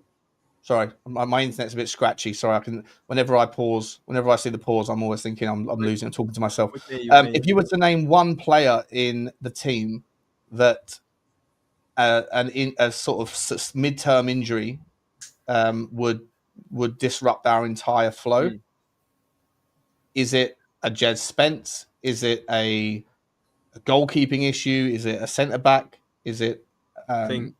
I think at the moment, you'd say Kudus for sure, because he's the outball. He's the player they're all looking for. He has most of the possession when we're on the ball going forwards. Most of the time, it goes to the right hand side. And as you were saying rightly, Sean, I'm starting to warm to like the idea of a Lookman or even a Savinho, who I've wanted for the last couple of weeks, because we need that outlet on the left. As much as Johnson's doing a great job and piping up with 2 goals, which is fantastic, which is what he's been doing for the last sort of season and a half. Actually, what he does in game is never that threatening. I'm not talking down on Johnson, because I think he's really important to the team, but I think he's a bit of a one-trick pony. Like, he's on the end of a ball across to tap it in, and that's what you need in the team. But I feel like you need a different side of a left winger. You need a Kudus mould on the left. So in answer to your question, I'd say Kudus at the moment. And I'd say for the bigger games, actually, Palhinha has been very, very important because he's stabilised Bentancur in the midfield. Those two look absolutely formidable in the middle. We look hard to break down. It hardly even gets to Romero and Van der Ven. You see Romero stepping up occasionally, but, the fact that they're kind of soaking up that pressure a lot of the game is a massive change from last year. So I'd say at the moment, Kudus and Palhinha, our two signings, are probably the most important. Then you'd probably say the likes of a Romero, who if went missing could be an issue. But then I'm quite confident in Danso. I think he's pretty decent. So yeah, in answer to your question, I'd say Kudus and Palhinha, mate. Is that same with you quickly? Is that, and then I'll open it up to everyone else, because I know like Lubo and Savo and Stel and that, when they're talking about the window out of frustration on Spurs 5, because I guess it has been a frustrating last month for sure. But the argument, Lubo, that you put together, and I'll let you come second on this one to get your rebuttal, but I just want to get James's first answer quickly. The argument that you put is like we've lost 2, we've gained 2. We've lost Sonny and Maddison, we've gained Kudus and Palhinha, and so it's a kind of a wash. It says net 0. Yeah, you're frozen, Sean. Yeah, he's gone. He's gone. You're frozen. Oh, sorry, guys. I hope I'm back. Sorry. I don't know what the fuck's going on with my thing. I would make the argument that if it's a net it's not a net zero, losing 2 and gaining 2, because I believe that Palhinha fills a far bigger hole than Maddison ever did. And I think that Sonny is massively declined, and everyone was happy for him to leave, and that Kudus has been revelationary in what he has done in his short time here. So I think it's a net positive, a massive swing. And James, you're sort of agreeing, saying that the 2 new boys, if one of those goes down, that's a massive problem for our Champions League exploits and for the tough games in the Premier League, etc. Do you agree with that, or do you still think that the window, if it finishes as it is, would be basically assumed to be a shit show because we've essentially just sort of lost 2 but gained 2? Yeah, no, the reason why it's a net, I agree with you. I think the reason why it's a net positive, as you describe it, is because we were lacking a 6 to work in a double pivot alongside Bentancur. We've been discussing it all window, haven't we? Who's going to be the number 6? We get our monster number 6, and suddenly everything looks more stabilized. Everything looks more positive defensively. So for sure, I think Palhinha is more important actually than Maddison. As much as I like him, at the end of the day, he has his injury problems, and when he's at his best, he's a great player. But I think even you look at his age, 29 years old now, we're going to have to look at a number 10 regardless, even if, Maddison gets better by the end of the season and has 2 or 3 more great seasons, we're going to have to look for a 10 anyway. So it's super important that we get I think it's still super important that we get a 10, or that can fit in a 10 and a left wing even better. But I think for sure it's a positive window so far, but there is still more to do for sure. There is definitely still more to do. I think if we don't sign 2 or 3 more players, not to go off on a tangent, but 2 or 3 more. You want 2 or 3 more? I think the fan base in general would be disappointed if we don't get 2. I think if you just get 1, it depends on the quality of that 1. And I think personally, we need to fill at least two more for squad depth. Like Frank was saying, when you look at that bet, so say we get 2 or 3 more injuries, for example, because we have actually got a few injuries. People kind of forget that. Although they're not necessarily starters, we do have injuries in the squad depth. So if we don't fill the void in terms of the bench, and looking at the bench and not being predictable, like Frank was saying, it's going to be Solanke coming on for Richalison, it's Danso coming on at the back. We need a bit more than that, especially attacking quality coming off the bench to pose a different threat. Because I think at the moment, you could argue that Richarlison and Solanke are sort of, in a way, similar. So I think you need a different forward attacking threat as well. I hear you, mate. I hear you. How about you, Lubo? Do you are you still sticking to your guns that it's basically a net zero, or do you kind of at least can you see the idea that actually the 2 we've brought in are more valuable than the 2 we've lost in their own role? Kudus for me obviously is an upgrade on Sonny. Different size of the pitch, but an upgrade. We needed Palhinha, so basically we've gained the 6 that we were missing, and we've lost the 10 that we needed. So on that score, we gained 1 and lost 1. Now, whether you think Maddison is good enough, whether he's too injury prone, he was the only 10 that we had that was fit. And he did make a difference in key games towards the end of last season in Europe. The run that brought about the penalty, particularly in Frankfurt. It was just a shame he got injured. He got injured soon after that. So if you're saying, are we slightly better off? Not in terms of numbers, in terms of ability of the players that are there. Yes, Kudus is better. Kudus is a superb player. Sonny's on the way down. We've had the best out of him. He's an absolute legend. Good luck to him. I saw he did score a fabulous free kick in America. But he was only going to regress this season, and now we've got somebody who is several levels up. So net upgrade in ability, but 0-0. Like we're flatlined in terms of numbers. Yeah, I hear you. In terms of numbers, we're flatlined now. If we got 3, if you look at it and you think to yourself, if you look at players that are coming into the team where there wouldn't be that much of a drop down, if any. You've got Solanke for Richie. You would have Udogie coming in, who has different attributes to Spence. Spence is a brilliant one-on-one defender. Udogie would come in. He gives you something else. For me, he's a wing back. Spencer's a full back. But you could bring Udogie in. You could say that's not a massive drop down like a Davis or Gray would be coming in for, say, Van der Ven. That's a big drop down. So if you got Solanke, you've got Danso, you've got Udogie. If you had three more coming in, you'd have six.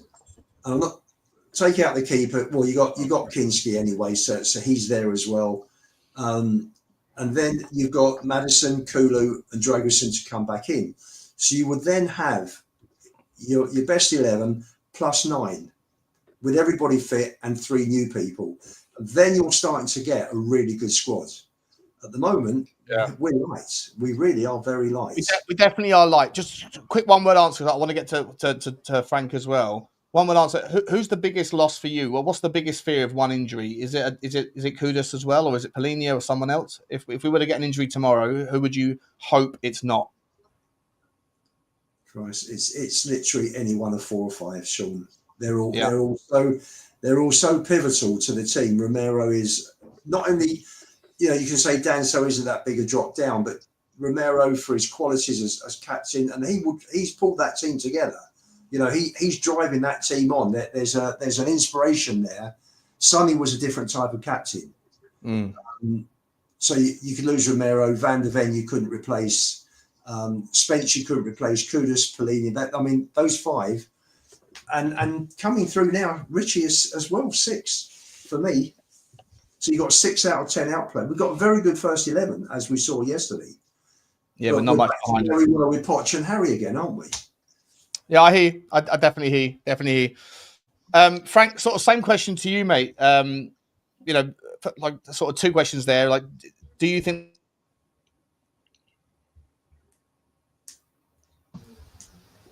Froze. Sorry, my internet is absolutely. I don't know what's going on. I need to go and turn It's it off. weird though. It cuts out for like 7 seconds and then you're back. If that, Yeah, I don't know what's going on. It's just like a stutter, like a buffering thing or whatever. But yeah, Frank, sort of take it where you want. I want to just sort of also throw in the mix there, right? So the same questions I just asked, and I'm sure you remember. Is it a net zero in the transfer window? Who's the biggest loss? And big up to you, Adrian and Dan, as well for joining. Good to see you guys. Come to you after that. When I asked the question about who's the one injury you don't want to happen tomorrow, who's the biggest loss, the answers that people threw in, a lot of people were saying Pape Sarr.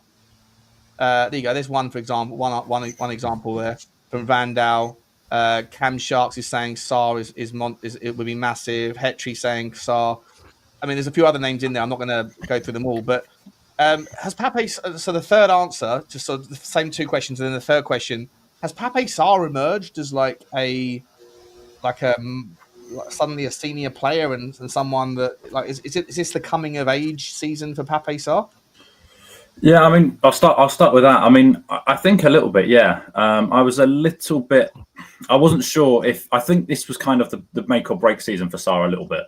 I know he's young, but it felt like with Berghvall being as good as he was last year, Gray obviously coming in as well. So I think it felt a little bit like this was a big year for Sarr. If it didn't work for under Thomas Frank, it might not work at all at Tottenham. And he shut me up completely.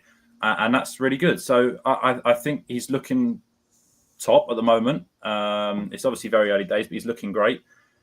It would be a big loss, but given that they've got Berghvall, who maybe isn't as energetic, but still high levels of energy, loves to run around, loves to get around and whatever, can play that sort of role. I don't think it would be as big of a loss as right now as say Mohamed Kudus would be, or I think the centre halves and Porro are actually really vital as well. So kind of like Luba, I think there's between 4 or 5. I think it's really hard to pick because I think we have a really top 11. I think we have a top sort of 12, 13, 14 players actually, but that 11, you feel like they are quite a way above some of the replacements. And so losing any of them would feel at the moment, bar 1 or 2, would feel like a travesty. Yeah. And that's kind of where we're at. So that's why they need to bring in some more depth of quality as well, as you say, that if they just get one, but it is Savinho, or they get whatever other high quality player, then I go, okay. I think also as well, another thing that we're probably forgetting a little bit, I think January is going to be really big for a lot of clubs. I think the fact that the World Cup is 6 months later, there will be so many loan deals that get done, I think, in January, players not playing and need to get some game time. And so I don't think it should be a panic that, they haven't got a left-sided centre-half, go out and get one just because you need one. If they can make do, and I'm not saying that's, they should have maybe got things done sooner, but if they are in this position now and they can't get who they want, then, and you can make do till January, I think there's going to be some big options for certain loans or whatever in that month. So right now, the window has been a little bit disappointing. But as I say, if they get in a Savinho level player who I think takes our ceiling, and his ceiling is very high, but takes our ceiling higher as well, I think would be a positive window. As given that as well, I mean, Thomas Frank seems like probably the best coup of the lot at the moment. But yeah. I think Frank also that loans in the next week could be important as well. Agreed. There's going to be a lot of activity. Players coming into a club are going to mean an unhappy set of players who are going to see their places under threat. Again, World Cup. Well, if so and so's coming for my position, then I need game time. Yeah. So there are going to be some last minute situations that are going to come up that Spurs have got to be Lang and crew have got to be aware of. They can dive in very quickly and pick these players up. It doesn't matter if it's a loan for 12 months till or 10 months till the end of next June. It doesn't matter. That will give the squad depth. It'll give Frank more time, to work on a bigger squad, to get his ideas in, and it will take the pressure off because. I say again, he's done a fabulous job in 7 weeks, and you just think that with the right players there, what could he achieve? He could be on the cusp of great things for Spurs, but he needs the backing, and you've got to give him the tools to do it with. So definitely loans. Savinho goes through, terrific. I'm reading someone texted me today to say that Savinho is driving it. He's told City he wants to join Spurs. And he is driving this at the moment now. So that seems to be a more positive news. Let's hope they can get it over the line. At the moment, I'm also reading City want £70 million and Spurs are offering 60. So we haven't got time to mess about. Sometimes you just got to go in, pay the amount, even through gritty teeth. You've got to do it at the end of the day, because if you pay that extra £10 million, if he takes you three positions up in the league, or he takes you into the last 16 instead of out of the group stages, he's made his money up. Yeah, but what happens if he turns out to be a shit show, though? Well, let's be honest, right? So, let's be entirely frank here. The reality is that I remember in January when Tottenham were linked with Mathys Tel, and then he said no, he wants to go to Manchester United, and Manchester United only wanted to do it on a loan deal or something, and he ended up coming back to Tottenham. Everyone was over the moon, happy with the option. Then it was like, he's not going to stay anyway because the option includes his willingness to sign. So he's just being selfish. He doesn't really want to be here. And then we ended up seeing him in a Tottenham shirt under Ange, and we didn't like the guy. And now everyone calls him shit. And everyone says, we fucked up by making the deal permanent in the summer. But the deal was made permanent in January. Ange said as much when he was asked the day after he signed, is he going to be here next season? And Ange said, yes, he is. Right. So, what happens if we overpay? Because this idea of I'll just pay the money. Well, first of all, there's an opportunity cost that exists from that, which no one wants to recognise because it's not our money. Who cares? You do care when you can't get the next guy. And the second thing is, what happens if he's shit? Everybody thought we overpaid for Solanke. Everybody thought we overpaid for Richalison. Everyone now doesn't care. But what happens if Savinho comes in and he's a bit like a Timo Werner? Brilliant on the ball, gets to the byline, but then zero output. And if we're entirely honest, looking at last season's output I'm not saying this, but I'm just putting it out there as a speculation. And I'll come to Dan first, get your take on it, Dan. Welcome to the show. What happens if we pay 70 million quid for a guy who's 21, who's got a 1.8% conversion ratio, and he ends up being the next Mathys Tel? Then we're stuck with another lead balloon, but a fucking expensive one. I suppose that's the risk you take with every transfer, isn't it? I mean, Savinho, good player, but very good player by the look of it. I wouldn't say he's got the most experience on him, but for a 21-year-old, he has. But one thing we do keep asking for at Spurs is saying that we need our wingers to be able to score goals. He scored 8 goals last season. Yeah. 1 goal. Yeah, exactly. Now, people have told me, but Spurs will play a different way. He'll do much better. No, that's your opinion. Nobody can tell me for a fact he will go and bang in 15, 20 goals playing a different way at Spurs. And you usually find that at City, most players up front usually scored more than 1 goal. Yeah, they spread them around. And that's the only thing with him I'm not too keen of. I personally think we need a 10 more than we need anything because we've got absolutely no playmaker on that pitch. I mean, it's all good having it on the wings or even up front and that, but if you've got no one who can create things in the middle, where's it going to come from most of the time? So for me personally, I think we need a 10. Savinho, is he worth 70 million? No, I don't think so. But do I care if we pay that? It's no chance. It's not really my money. It's not really my money to care about in that aspect. But that's who Frank wants. You understand the point I'm making though around like everybody was saying just pay the money for Mathys Tel. We got Mathys Tel in a loan, basically a loan with an obligation. Then we saw what he was like in the Premier League, and he was like, "Oh shit, he actually isn't quite ready yet." And now everyone curses the club for overspending. When at the time, before we knew who he was, everyone was saying, "Just fucking do it, just do it." And then when he wanted to go to Manchester United, everyone thought it was done. Then we were celebrating like we'd got one over United, but in the end, now everyone changes their tune, and no one wants to remember what they said. And I remember what everyone said at the time. I remember every content creator. I remember everyone in the comments. Like having a crack at Levy for not getting it done. Then they got it done, and now they're having a crack at him for getting it done in the first place. It's like you know, the goalposts move very quickly, and I just really hope that doesn't happen with Savinho. I didn't want Tel from day one. He was another kid. To me, getting Tel was just as bad of a buy as getting Odegaard, as getting Gray, as getting all the other young players we got in. Berghvall now, he cost what, 8 million? 8 million, That's yeah, what, 8.5, yeah. 8 million. You look on what we spent on others. We've wasted 40 million on someone who can't get in his position, 25 million on someone who doesn't really see game time, bar a game here or there. Tel, who just looks absolutely shocking ever since he's played for us. That's about 105 million we've wasted there that you could have gone out and got Archie Gray, another one, right? Yeah, 2 good players that could already have been playing on that pitch. Yeah. You could go out and get that 50 million a piece if you go shopping in other countries, like we said before. So for me, going for young players, I mean, that's another thing as well. People keep saying, we don't want young players at the club. We want players that have got experience now because we've got our youth players. But then someone like Savinho comes in, who is only 21, by the way. Yeah. And seems very good. Don't get me wrong. Logic out the window. Right? Everyone wants him. Yeah.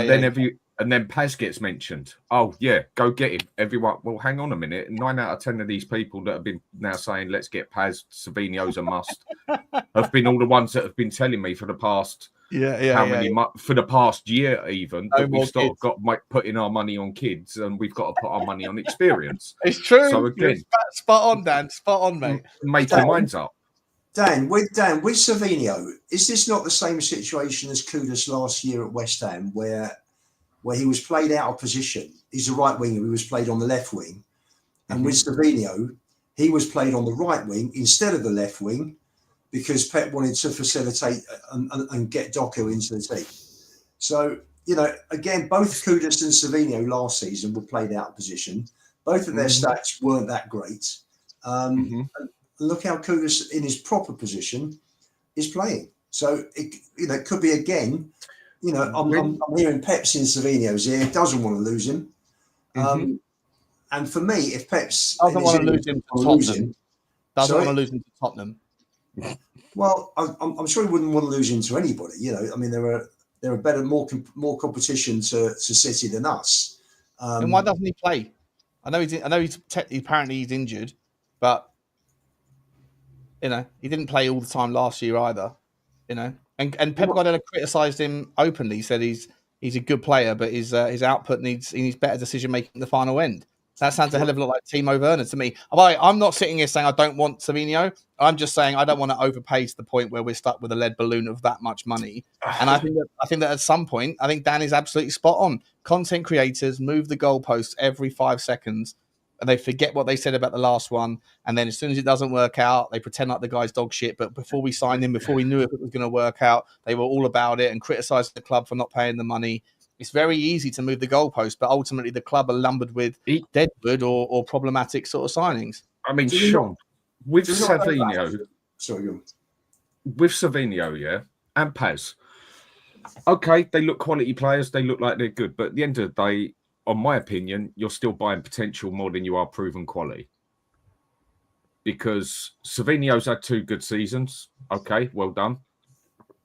But you're still buying him on more potential than you are proven quality. Paz, he's had a very good season. But again, it's another one. You're buying him on a lot more potential than you are proven quality. So someone has 2 good seasons now. They're worth going out and spending 70 million on when they're 21. Because I've seen a lot of players like 20, 21 have a good season or 2 and then fall to pieces as well. Me personally, I would rather go for an established player who's been playing 5 years. It's like a lot of people complained. A lot of people complain. Adamola Lookman basically would be perfect. De Ketelaere is another one. De Ketelaere, however you pronounce his name, he's another one that I'd love at Atalanta, or go for Edison, someone like that. And the other side of it is, it just comes down to, we need to spend the money now to get the players we want. We got to be willing to spend it. But again, people complain when we just go out and waste our money on something like Solanke. Lookman's another good idea. I mean, Solanke, if you want to have a look at him, he's had 1 good season in his entire career. 1. And that was the season before he came to us. Every other season he's had has been, at its very best, bang average. Kudus, he had a poor season before he came to us, but you can at least say he had a quality season before then. I just feel that when you go for the young players at like 21, whether they've had a good 2 seasons or not, you're still buying them on more potential than you are proven quality. I think it takes more than 1 or 2 seasons to class someone as a quality player. Do I want Savinho? Yes, because he's a lot better than what we've got there. But I personally feel we need a number 10 more than anything. But again, that's opinion. But it's the same thing you keep saying. It's like with Spurs supporters in general, I find, what does make me laugh with it. We go on and on and on about it, how Daniel Levy does not spend the money on the big players, does not do this, does not do that, then sit there and go about how these players that we have to give them a chance, all these Odeberts, Tells and everything and that. Yes, they're good players with potential, everything else, and wanting to spend the money on that. But then they also complain that he doesn't go spend the money on the Eze. Well, make your mind up. What do you actually want? Do you want a team full of youth players when people are saying we don't want any more kids, which we're blatantly looking at? Or do you actually want some experience in this team now, like a Paulinho? I just think some people need to make their minds up. Yeah, but I watch Italian football a lot. I've seen Paz play enough times. He looks like a good player, but he's had 1 season for me. No, I hear you, mate. I hear you. He's not my top of my choice either. I think he's a good player, but I don't want to be dropping 70 million on him and 70 million on Savinho. Just before I cut, Adrian, I'm going to come to you in 2 seconds, mate. James has just left, and I don't know how long Frank's got before he's got a drop off as well. But only a minute or so. You got a couple of minutes, yeah, Frankie? Yeah. I'll come to you after Adrian then for final thoughts, and I appreciate you both coming on, guys. Spurs related there's the link. If you can, there's 1,100 people here. Love to see it. Please, if even 20% of you, but hopefully every one of you can just click this link once again. I'll put it in there so it's back fresh. If you can just quickly click on that link, it will open up a new tab in your browser if you're on a desktop or a laptop or whatever, and then just smash the subscribe to Spurs Related. They're great boys over there. Also, quick super chat roundup. A user saying your title equals Tottenham still scratching that itch. Yeah, we're not getting there, are we? Though it's not a satisfiable. It's not a satisfaction scratch, mate. It's one that we're beneath the surface. That scratch, I think. Thank you very much, A user. Ulrika with the super sticker. Big up to you, miss. Get yourself out of the bath, dry yourself off, dry your bits, and pour yourself a G&T. Picking you up in the super sticker train. Appreciate you very much. Choo choo to you. He also says Lubo loves my chairman in Alabama accent, please. Lubo loves my chairman. I'll come back to that. I need to work on that in the background. I'll come back to it. I'll promise you I'll do it, though. I promise you I'll do it. Thank you very much, Eureka. And then Fink McMullen has also said, hate to say it, but there seems to be no interest in Solomon and Hill. The cycle will continue with loan spells and until contracts expire, money wasted. I think you're right, mate. I think we might get something out of we may get something out of both of them, but clearly there's absolutely no one's really pushing for either of them. I'm not sure if Hill's still injured or what he's doing, and Solomon's just got back into training, but it doesn't look good. Thank you very much for the super. Oops.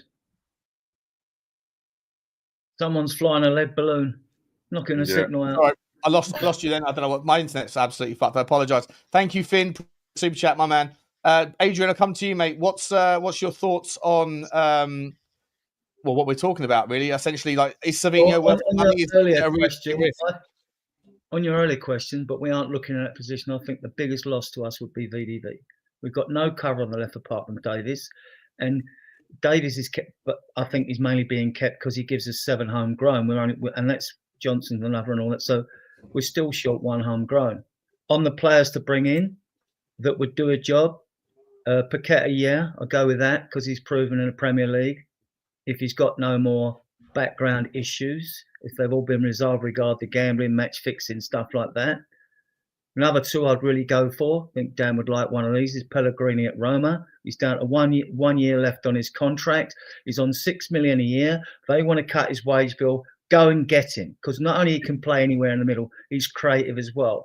Another one getting on, although he's still a bit injured, but wasn't getting game time. Italian version of Maddison. Danny Olmo, right? I'd get Danny Olmo, go from, just see if they want to come. You've got a week. Are you interested in coming or not? We'll double your wages. Are you interested in coming or not? Right? If they say no, we move on quickly. But you've got to ask questions. That's 3 experienced players here, Paqueta, Olmo, and Pellegrini, right? And Pellegrini's magic on his day. He's still in the 29s. I mean, we brought Perisic in when he was that age. Look at the good job he did for us. So I would be going for those. If we get Savinho and we split a difference paid to 65 million, he looks quality. But again, even with Kudus, who, has been fantastic for us, we got to have wide players that also chip in with goals because their forward line's been pants. We look solid in the middle now, solid at the back, So, yeah. So I would definitely. Do you think are we guilty of the question is, I guess, around Savinho specifically at 70 million euros, whatever it is, club record fee? Are we potentially, as Tottenham fans, being guilty here of like doing this and putting your fingers in your ears around our prior mistakes? And every Tottenham fan will move the goalposts if he turns up to be shit, if he doesn't handle it, or if he smashes the ball over the bar, if his output's terrible, all that stuff. Are they going to quickly forget that every single Tottenham fan was begging for this guy now, and they'll move on and blame the owner for overpaying on a young, unproven talent? Because Dan was absolutely bang on. Over the last 2 months, I've heard never-ending moans about no more kids. And I've heard never-ending complaints about overpaying for this player, that player, the other player, all these players. And we're about to do it again. Now, he might end up being a world star, a superstar. He might be. But if he doesn't, are we going to be remembering these conversations now where everyone's saying just pay the money? Because I remember that in January. And I remember it last summer. And I've remembered it every single window that we've ever had. And yet when we do it and they end up coming in and they don't work out, everyone doesn't want to remember that they were fine with it at the time.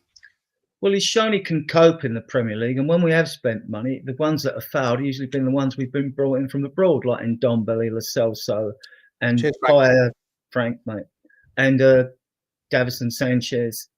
Some have come and done a job for us for a little while, like Sissoko and all that. Even when we got Aurier, he was flash in the pan.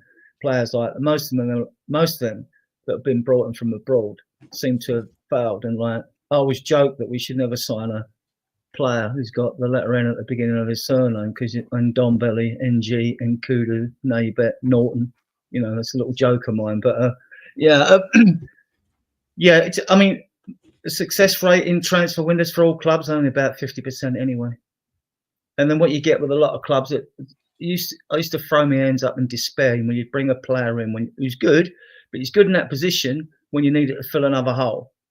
You know, and Spurs in the past would play a good spend massive amount of transfer window back in the day, get a top player in, and then have to play him because they paid that money for him. You know, if it was detrimental to the way we played. But, you know, we were successful back then, so there wasn't so much brouhaha about things back then anyway. But, no, go and get Pellegrini. I mean, if you get Savinho and get Pellegrini and go and see if Dani Olmo will come. He's coming back from injury. He didn't get much playing time last year anyway. Out of favour. You've got other players in them big squads of Barcelona and Real Madrid that are not getting game time as well. I mean, that's where you should look, because like that's where I mean, we know they've got quality squads. You don't even have to know the players. You know they've got quality squads. Same as PSG, you know, Juve probably. Italy is the place to look at the moment, Adrian, because out in Italy, their economy is screwed. There is actually only one team in Italy that is actually solid with money, and that's Como, and that's because their owners are worth nearly 50 billion, the brothers, yeah? Juventus, look how much debt they are actually in. They are that desperate to get rid of players because of the wages they've paid. Inter Milan couldn't even afford to deal with Lockman and that. Atalanta are not a big club. They've done brilliant over the past few years, but money-wise, money structure, they are not big. There's only about 4 teams in Italy that have spent over 40 million of their money. The rest of it has all been covered by income they've had. Like you alluded to, I mean, like, you can bring Lookman back, and you don't know how well he's going to do. He didn't do that well at Everton and Leicester. He showed signs, flashes, but if he'd been consistent, he would never been let go. But look how well he's progressed since he's gone and aged at enough. He's progressed a hell of a lot and looks like a much better player. Maybe that's just the time that's done in favours. Locatelli is another one we can go for, but he's not attacking. He's more centre mid. But if we get rid of Bissouma, then who are we going to use to cover that place if Paulinho or Brennan Johnson get injured? If you've got very good passers like Dani Olmo or Pellegrini, you can forego the number 10 until the likes of Maddison are back next year, because you might only have someone like Pellegrini for, say, 3 years, because players are sort of playing to 32 now. They look after their bodies, you know, so he could come in and do a job for us. And loans give us breathing space. And if anyone needs breathing space now in the transfer window, it's us. Normally, when it's too long, and we're open. We wish it was open for another couple of weeks now. But I'd rather we go Locatelli. I'd rather go. I mean, Pellegrini, I think he's a good player. He's basically the Italian version of Maddison. He's quite brittle, but very good on the ball. Got an eye for a ball. Knows what he wants to do with the ball before it comes to him. But he's as brittle as Maddison. The one who I think we could go for out there and get is Locatelli. It's not a priority as such, because we need a number 10 and a winger more. But if we are going to get rid of Bissouma, then we're only going to have Sarr to cover that position. Otherwise, we've got to drop down to Archie Gray again. And then the drop from what we've got to that is like pushing someone off a cliff, basically. So you need at least 4 centre mids if you're going to play with 2, don't you? So you can rotate and have it. Locatelli is another one you could go out there and get personally for cheap money, I think. Locatelli available, is he, Dan? He was last season. And Juventus, if you check their money up and everything and that, they're trying to shift players out of there, but they can't get rid of it because people won't pay the wages. And I think he would be a serious one we could go for and get for a relatively cheap price because of the way it is in Italy at the minute. Okay, his wages might be a little bit higher than what we would usually do, sort of thing, but they ain't going to be no 200 grand or nothing like that. We can but hope that Paratici's working on deals out there, Langer's working on deals, Vinay Venkatesham's working on deals, and Levy's trying to get the Savinho deal done. Because if we're only going for one player at this moment, that's typical fucking Spurs. Like, you know, we've got to be looking to strike a few deals this week. You know, you want at least 2 in. If Savino's one, you bring an experienced player in with him, great. You know. Out of question, Adrian. I mean, I asked the others this the other day. What would you rather we do? Go and just spend our money because we got it there to spend it and just hit and hope, basically? Or just not spend it at all and try and spend it in January? And we don't know what other release clauses are for players out there. We know of one on Hincapie, 52.5 mil. Right? I mean, whether Bayer Leverkusen don't want to sell him because they've lost Tar and have got Tapsoba and they want to get rid of him is irrelevant if you break the release clause. I'd snap him up tomorrow because he's I think the most important cover. I know we can bring Dancer in alongside Romero, and we don't know when Dragusin will be coming back soon. He's back in training, and we don't really know if we're for or against him. He's been hit and miss. But for the left-hand side and cover at left back, it just makes sense. But our priority seemed to be another midfielder and the wide left player. All right. Do you mean with the defender with the left? Sorry? When you say the left, do you mean a left back or a defender on the left-hand side? In cap, he's both. He's a left centre back, and he can play left back as well. What does it matter whether a centre back's got a left foot or a right foot? Okay, it helps as a left right, foot. okay. How many years have they? I get this. Right, I had this debate. Okay. The first game we lost at the new stadium was against West Ham, 1-0. Antonio, right, scored. Right. I was at the game. At the bar afterwards. You lost the game to them. They only win once every fucking 10 years against us anyway. The stadium, so like, not a big issue. Alderweireld had to play at left centre back because remember that he was injured. The Tongan was injured, right? So what happened was Antonio comes across to Alderweireld. Now, when you're right-footed or left-footed, if you're right-footed, you're going to lean in this way. If you're left-footed, you're going to lean in that way. And the reason I want left centre back is because they cope better when a player comes across you. Antonio did Alderweireld and scored in the corner, right? But and I was just saying at the bar afterwards, now, might be talking rubbish here. I said to my mate at the bar, I said, I couldn't help thinking if a Tongan's there, he doesn't score that goal because his body shape would be different, being as he's left-sided, trying to challenge the player. That's why it does matter, Dan, if you've got a left or a right. But it all depends whether your winger coming at you is inverted or whatever. There are other variables involved in this, right? But generally, I want a left-footed centre-back. It obviously makes common sense, but I think that's another thing where football has got too athletic in its way. It's got too robotic. Oh, to play on the left, you have to have a left foot.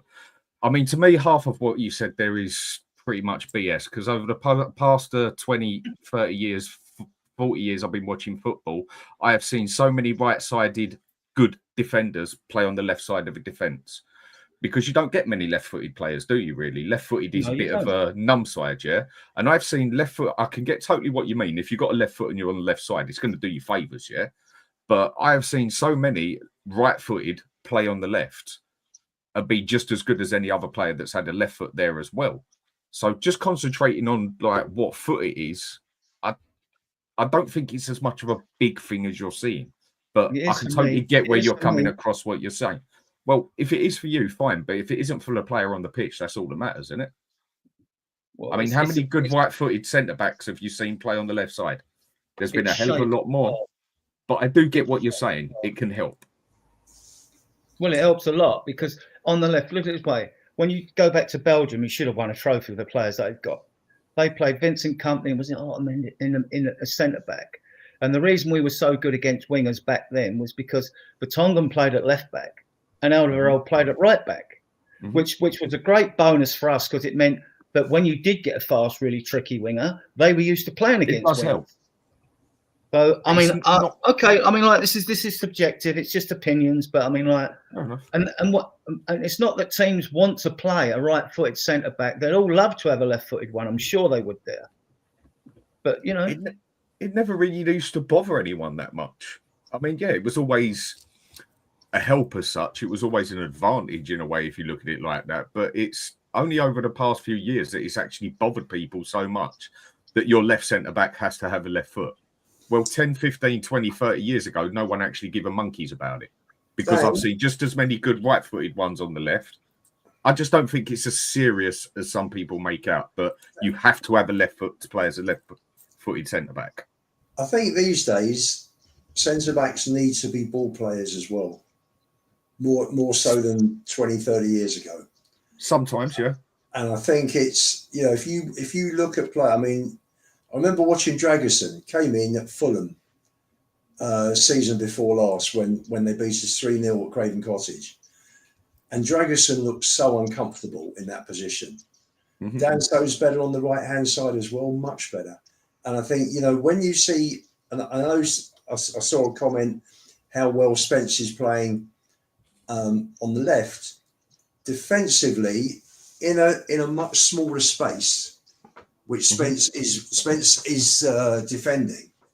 You know, if you're jockeying a winger, you're jockeying him. You know, someone's coming through this, the wing, the area down that what do you call it? I suppose it's what's the word? It's like a 20-yard strip, isn't it? It's like a 20-yard strip. It's much less than if you're a centre back because they're coming at you right the way down the middle. And Spence is brilliant, but if you look at Spence going forward, Spence has to stop and cut back onto his right foot every time. And Right, but Ian, defenders don't have to do that all the time, and not every defender has to be a ball-playing defender. If you actually look at a lot of teams, they actually use their common sense with a lot of things and play with one ball-playing defender and one no-nonsense centre-back. A lot of them don't, or they play with three, with a no-nonsense centre-back in the middle and a ball playing on either side, yeah? And then you get other teams that play a ball player on both sides of it, yeah? The point I'm making is, I think this is a situation that too many people just blow completely out of proportion that, oh no, you must have a left foot to play as a left-footed centre-back. Whereas 20 years ago, you wouldn't have given monkeys what foot he's got as long as he can give his job. I But think you can become a bit predictable doing that game simply in the fact that if you get a right-footed player, and I've seen it with Romero, I think is a fantastic player. When you're right-footed and you're on your right foot, you tend to pass the ball centrally or out to the right rather than you do to the left because it's just nature, right? And it's like, and like when you talk about inverting Spence on the left and people saying, "Oh, Spence is really good on the left," bear in mind, people, he's playing against inverted wingers. So that shows that when Spence is on the left, he's more than capable of playing on the right because it's like playing on a right back against a winger on the left. If he's using his foot against an inverted winger, it's exactly the same. But I get, obviously fans haven't thought of that, but I get the fact that people say he looks good on the left, keep him on the left. But he's shown to me on the left. Well, I'm not saying he isn't, but you haven't seen him on the right. But if you're the way he marked Teller out the game against Liverpool, Dan, right? And Ange didn't do it in the away game when we got battered. I couldn't believe it. He's the second fastest player at our club, Spence, right? Hang on, I had to go and answer the doors just quickly, just so I want to just chime in here. Just so I know, you two have been going back and forth on the debate is should Jed Spence be on the left or the right? Is that the debate? No, it's all I've been saying, Sean, is that I just think it's blown out of proportion. Like, obviously, it helps whatever side you're on. If you're going to play as a left centre back, it helps if you got. It's better if you got a left foot, same as on the right. But I just think people blow it out of proportion that if you play as a left centre back, you must. Oh, left centre. Okay, got you. Whereas you go back 10 years ago, you go back to 15 years ago, 20 years ago, no one actually give a toss because get left-footed players. You know why it's more important now, though? The reason why it's more the way it important comes at you. I just don't think it's the end of the world as such because I've seen just as many good players play on the left with a right foot when it comes to a centre back. Depending on how you want them to play. Not if you're playing out from the back. If your goalkeeper is setting up and trying to draw players out at you, we saw what City tried to do against us and they screwed up, right? Because what's his name?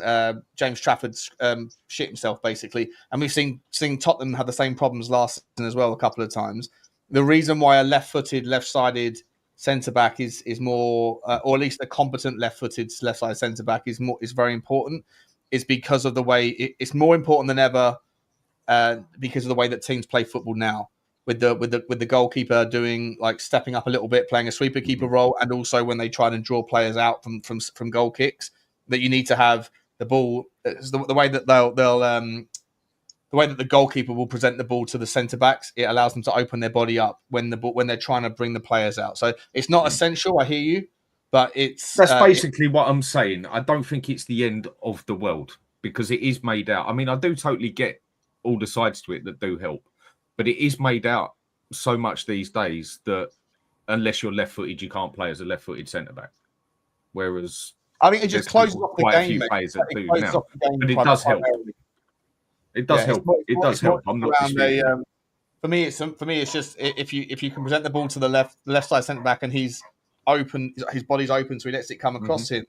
It allows the game to be more open. Whereas if you're a right footer, your natural tendency will be to stop it with your right foot and then turn your body away from the left hand side and then play it back inside the game. So if you're a team that wants to play, like I don't think Fulham would do very well given that they play down the width so much. If they were to, if they weren't to have appropriate left-footed players on the left side and right-footed players on the right side, because it just closes the game off. Sorry, that's just my take. But I hear you though. It's not essential. It can also affect your game. You get your centre backs. Remember, Alderweireld used to ping them balls, right? Most of them are down the right hand side because he's right-footed, right? So if another team's playing you and you've got two right centre backs, obviously got to try and stop you as well.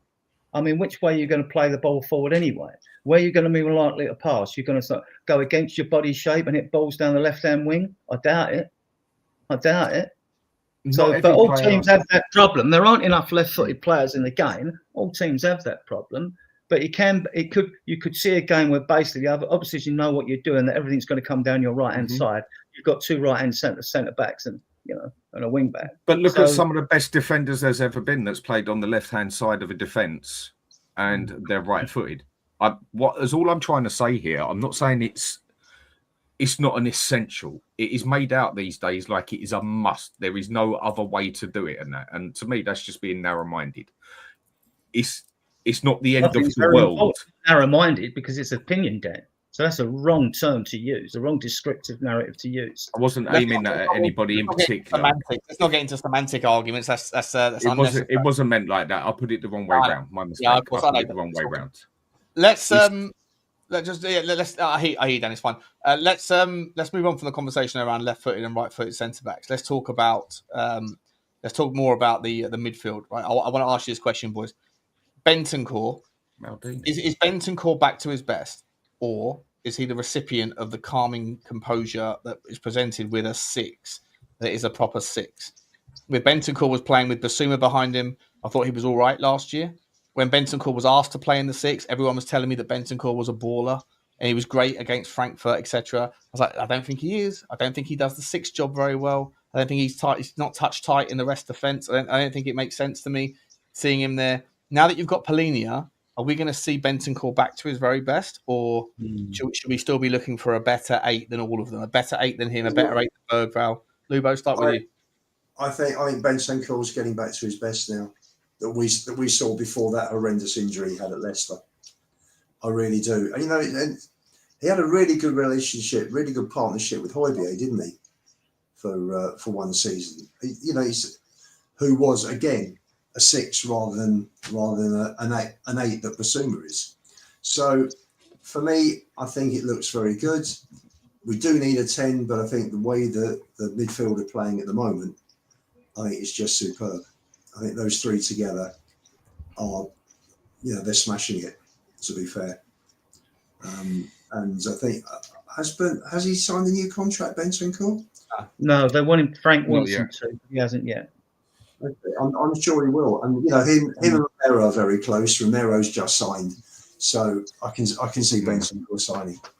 He's a good player. Romero signed a 4-year. Yeah. So we've got him for the rest of his career, which is good. Yeah. Bentancur, to me, I thought was at his best. Remember, I used to like it when he was driving us up the field, not playing a defensive role, which Sean doesn't like either. And he scored against Chelsea, didn't he? Away, I think it was, or something like that. I used to like it because every time he got the ball, you thought, he's going to drive us forward, right? This new role, sort of hybrid, sort of defensive 8 role, he's done well. He's done well. He hasn't. I mean, he did very well against Brentford away last year when we won. We needed the points badly. He did well when we stanked the place out at West Ham. He did well in the 3 European games away, which got us to the final and we won. So he, unlike other players who've had an ACL, you can say, "Oh, thanks for your service, goodbye."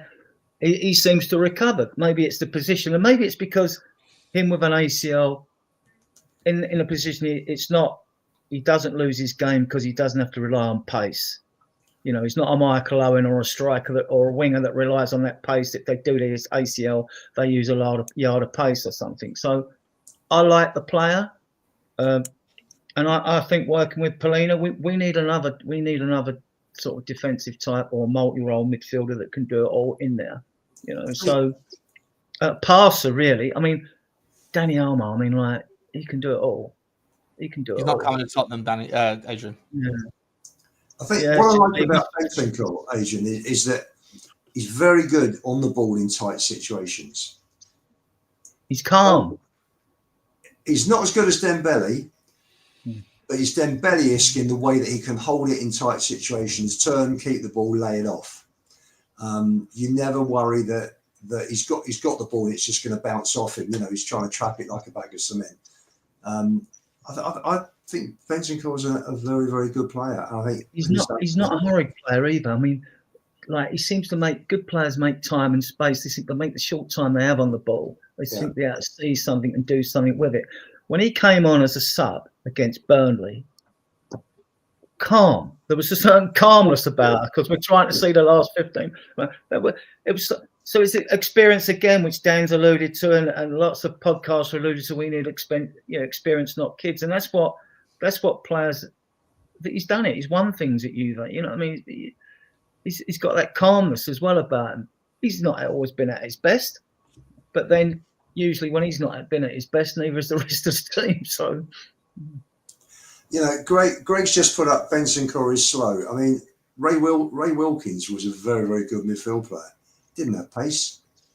Got it. He had a brain. You look a little bit like Ray Wilkins, mate. Sorry? You look a little bit like Ray Wilkins. Do you think so? A little bit, yeah.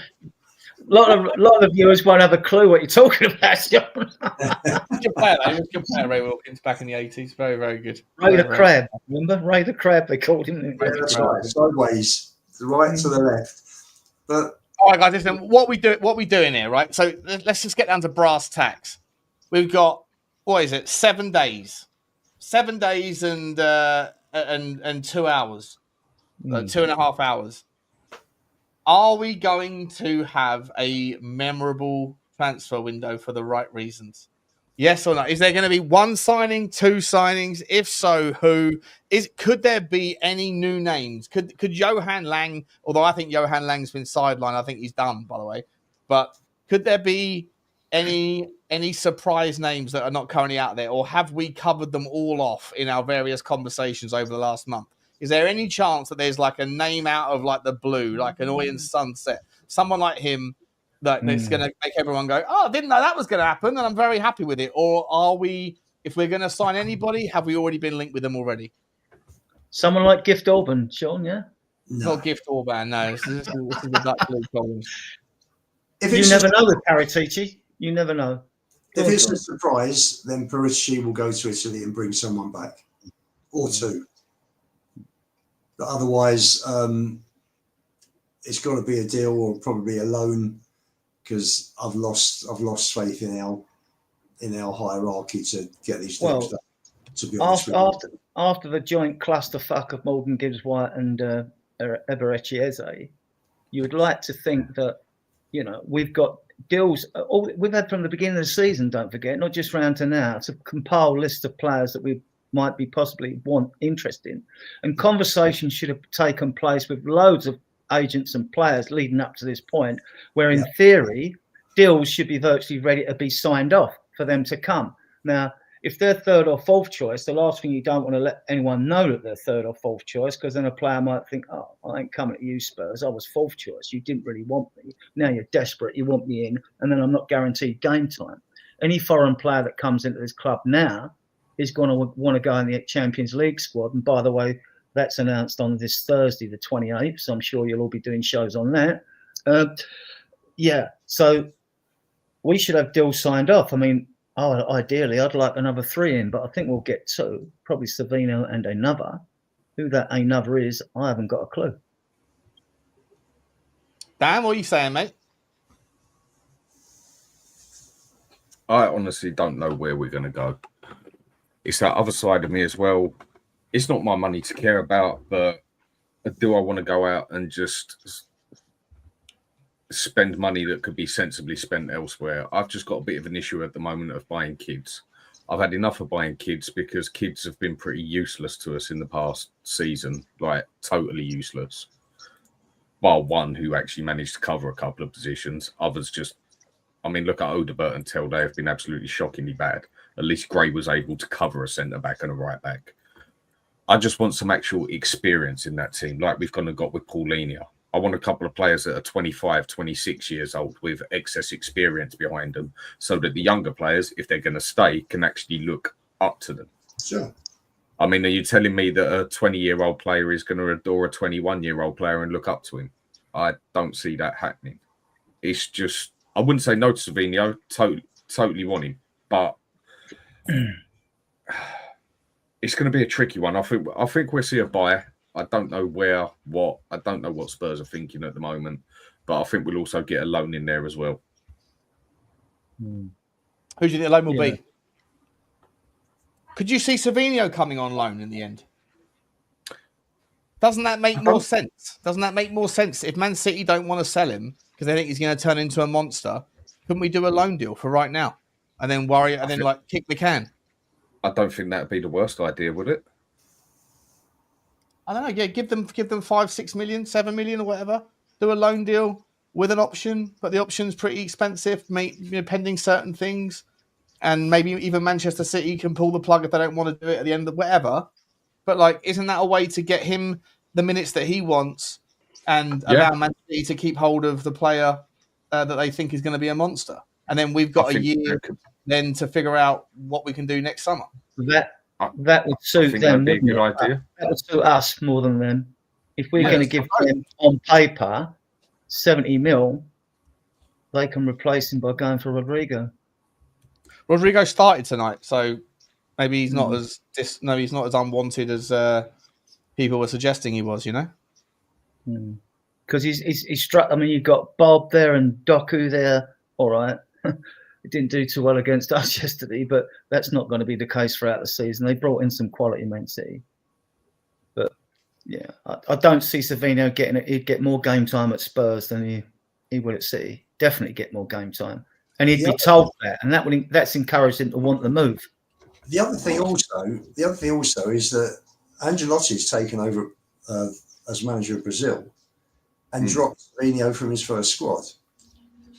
So Savinho, obviously, I'm sure he's had a conversation with him, and he's probably been told, you need game time. So that's why I'm hearing. That's why I'm hearing Savinho's pushing for the move.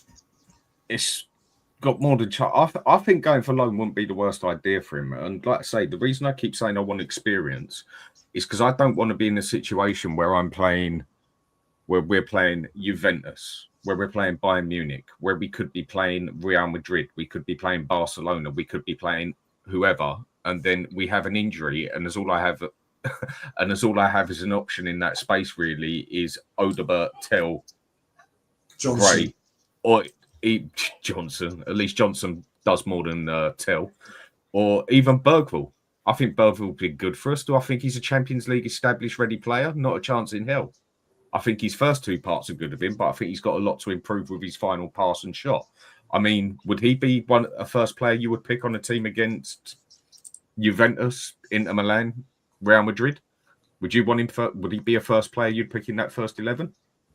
Not at the For moment. me, he hasn't got the experience. No, not at the moment. In due time, maybe, but due time is due time. We've got Champions League this season. This is why I'm saying I've had enough of kids. I want players that are ready now.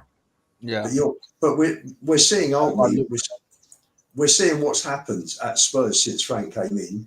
Stuart Lewis has sent all the academy off on loan, apart from Scarlett and Vuskovic. I think there was a reason for that, Ian. It's because none of them are good enough to get into our bloody first team. He obviously doesn't think so. He obviously doesn't think they're ready at the moment. And you've got Frank, who's playing a part. To me, Sarr is not a kid. Sarr's been at Spurs now 4 years.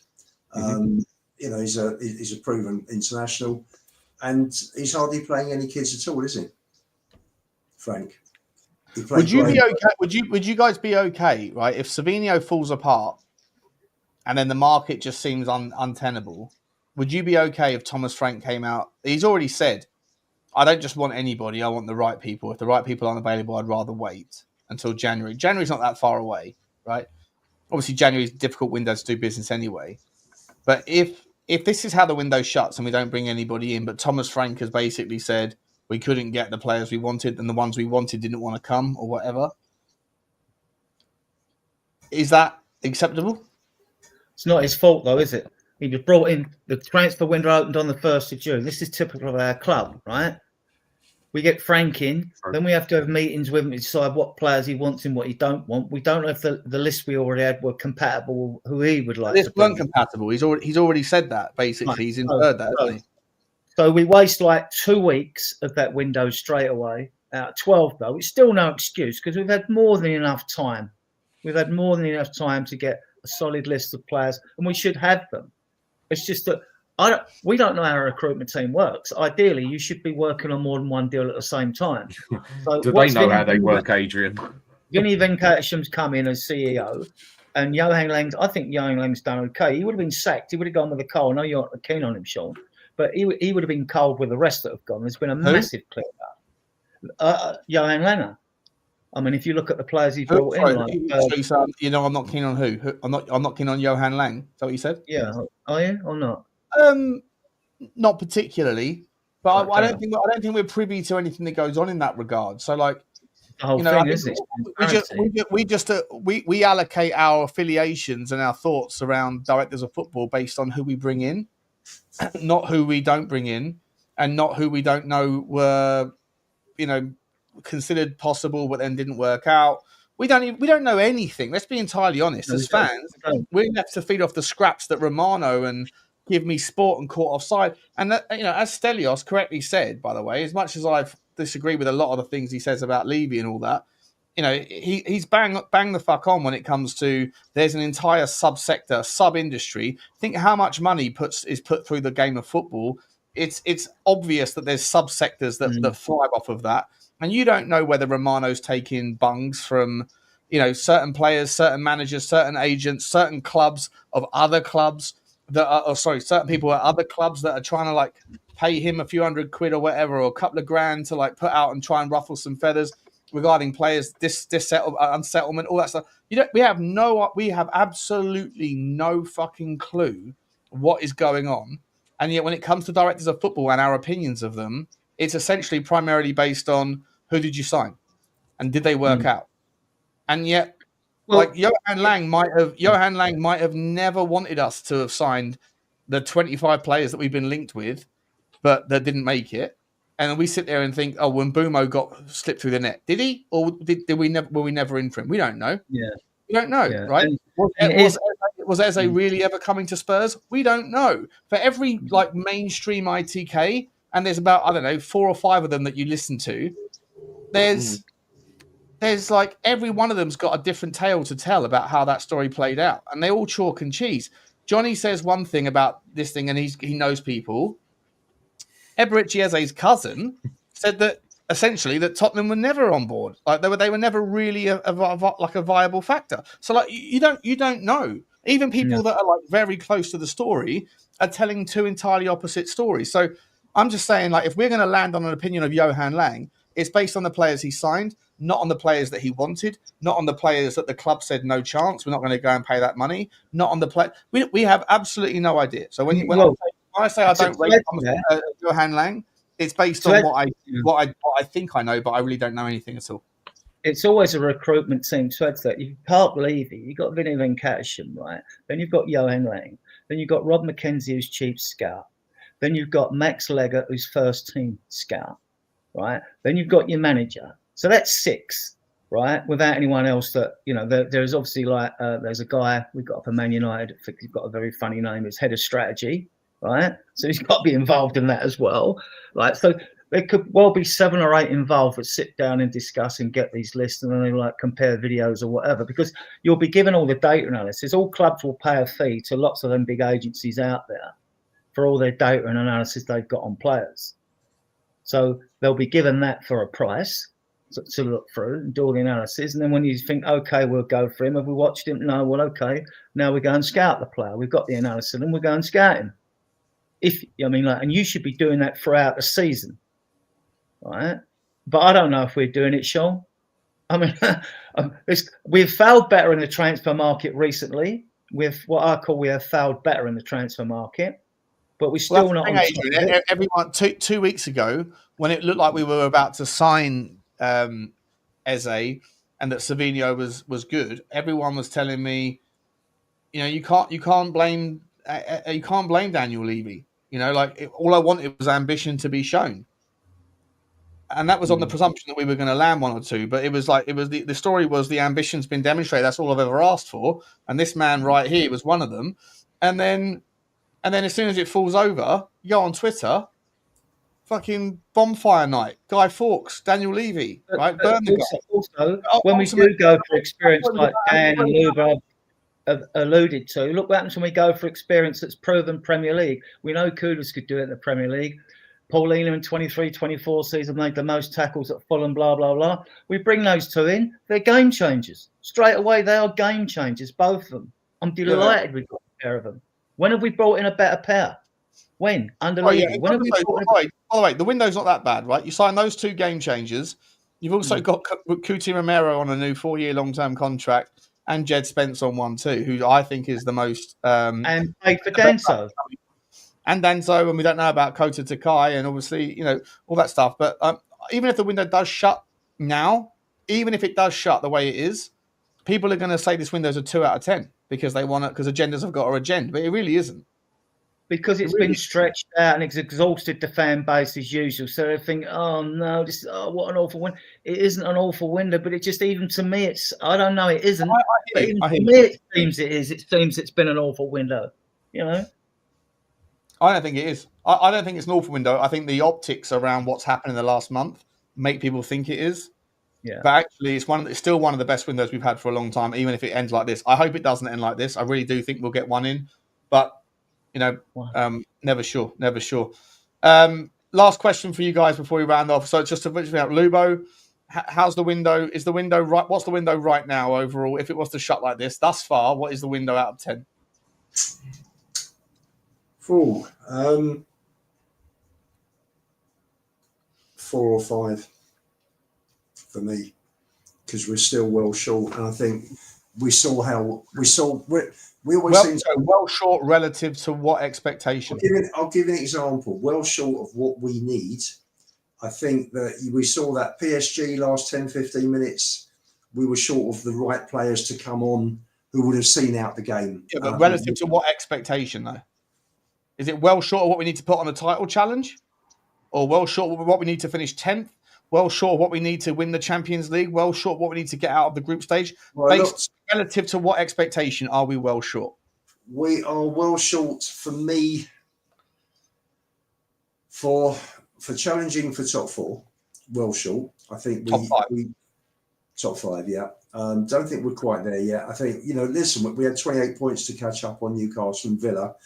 And I think the way we've started, what Frank has done in 7 weeks, gives me real confidence that we're gonna catch up most of those points. But I just think we're in 4 competitions, and I think for us to make a decent fist of it in any of them, I think we're short. We've got a great first 11, 12, 13. We've got 3 out injured, 4 out injured at the moment with Udogie. I still think we're 3 short. I think if you had those 3 plus the boys that are injured, I mean, at the moment we're 6 or 7 short for me. But we're not going to based on finishing top 5, based on getting to the last 16 of the Champions League. Yes, I do. Listen, 3 or 4 of them are injured, so that will sort itself out. I still think, aside from that, we're 3 short in terms of players coming in where there's not a big dip down from a player who might be injured or suspended, so you bring someone in. Okay, fair enough. Dan, what would you call the window right now, and what expectations are you basing it against? Again, I'm going to look on this on both sides. Yeah, I said at the start of the season I would rather we just go out and buy 2 very good players instead of just buying potential players that are hardly going to see the pitch, or are going to be players you definitely don't want to see on the pitch when you're playing a big team. We've gone and done that. We've gone and bought in 2 players that are very good. Paulina is very good, and Kudus is very good, and also got potential to become a quality player as well. And we've actually gone and done that. So in that aspect, I'm happy with that.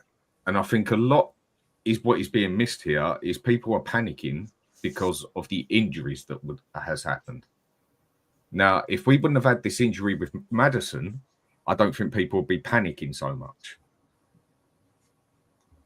With what we've got, have we got enough for the Champions League and the Cups and the league and everything? No, we haven't. Well, to do what? No, to do what in those tournaments, though? Well, for the league, I don't think we've got enough depth, basically, to. I don't think we'd get fifth place. I think we'd get round about seventh, which is still a major step up from last season. In the Champions League, as soon as subs have to be made at the moment, you can pretty much say, unless we shut up shop and stick 10 behind the goal, we've lost. Like against PSG in a lot of games. Yeah, I think Champions League. We just beat a Champions League favourite very comfortably yesterday. Yeah, we did. But then we didn't have to rely on subs to finish off the game for us either. We were pretty much in control of that game. This is why we need a good squad. That's what I mean. I'm looking at both sides of it. What's your if we don't sign anybody now, Champions League, do you think we can finish between 25th and 32nd? Sorry. Do you think? Sorry. Let me say that again. If we finish where we are now, can we finish 24th or higher? I think the further it goes into it, the lack of depth in the squad is going to show. And if we don't have injuries, then I think we can do that.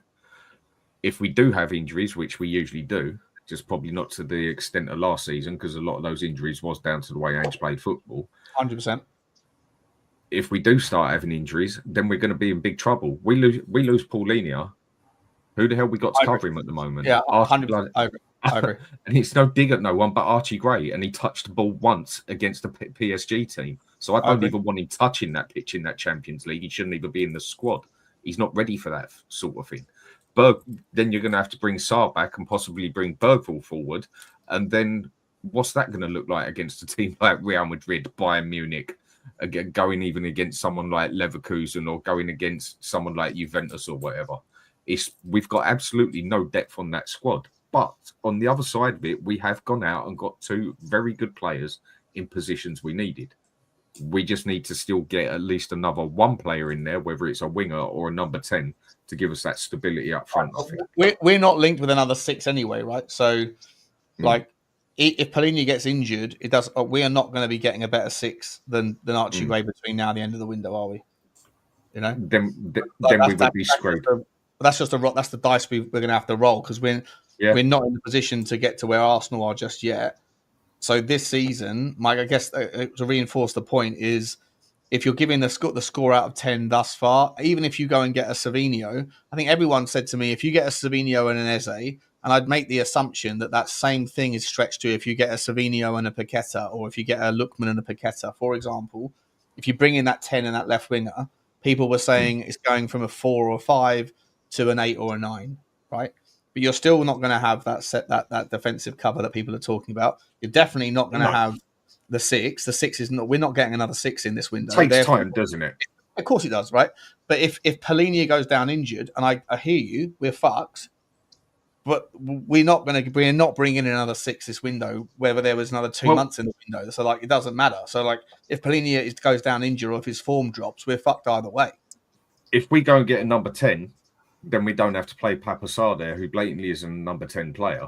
But that is sort of like what it seems like we've been covering as. Then we can at least bring Bentancur back to his old jobs of Juventus and try and cover the ball-winning midfielder side, which he used to do at Juventus all the time, but a bit of a deep line playmaker at the same time. And then you've got an option of having Pape Matar Sarr next to him instead of bloody Archie Gray next to him. And then you've got the option of putting Berghvall as the 10, or whoever we buy as a 10 as such. It just gives us that bit more depth and option. We definitely need at least one more player. If I'm going to go for quality of player that we bought, I'm going to give it a 7. If I'm going to go through depth of what we bought, then I'm going to give it a 4. Yeah, I hear. That's what I mean by looking on both sides of it. I totally hear you, mate. I would rather we go out. Powerful points the last couple of times I streamed with you, mate. I think you nailed it on the other day, and then today you've been brilliant as well, as you all have. But yeah, you're making some really good points, my man. Do we not think though that you look at how Richalison's playing this season, just for one example of a player under Frank? Mm-hmm. Why can't Frank bring these kids on? The Tels, the Odebears, the Greys, Berghvalls. Why can't he improve them? What did you think of Odebear when he came on the other night, yesterday? I thought he was all right. I thought he looked fine. Yeah, same. I really did. Yeah, he's only got a few. Very highly rated player, isn't he? I mean, he came out the PSG academy. He went to Burnley. Vincent Kompany raved about him at Burnley before he left for Bayern. And his stats at that time, but they're laughable now if I say this now, his stats were identical to Nico Williams, but that was before Nico Williams went off and won everything with Spain. Yeah. Right? He's got something about him. I like him.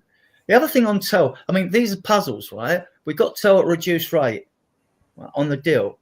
Now, when players come in like that perplex us fans, we think, why you got him in? Got 1 goal or 2 goals in X amount of games or whatever it was. One was a penalty, wasn't it? All I can think of is like they've obviously got to see something on a training ground that we don't see as fans, because otherwise we didn't have. There wasn't an obligation to buy. If it was, we managed to knock the fee right down. So that's puzzling. On a transfer window, I'd give it 7.5 out of 10. I really would. I think we'll get more at someone else in. Oh, you give it a 7.5 out of 10 right now?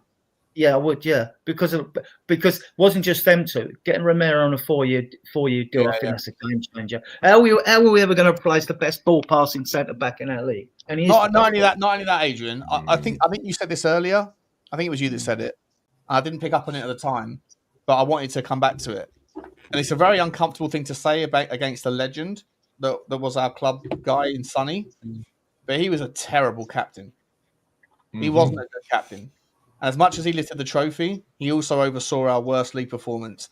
And I think that Romero is an absolute bomber of a captain. I hope he will continue to be. I wasn't that keen on his behaviour recently in terms of off-the-field stuff.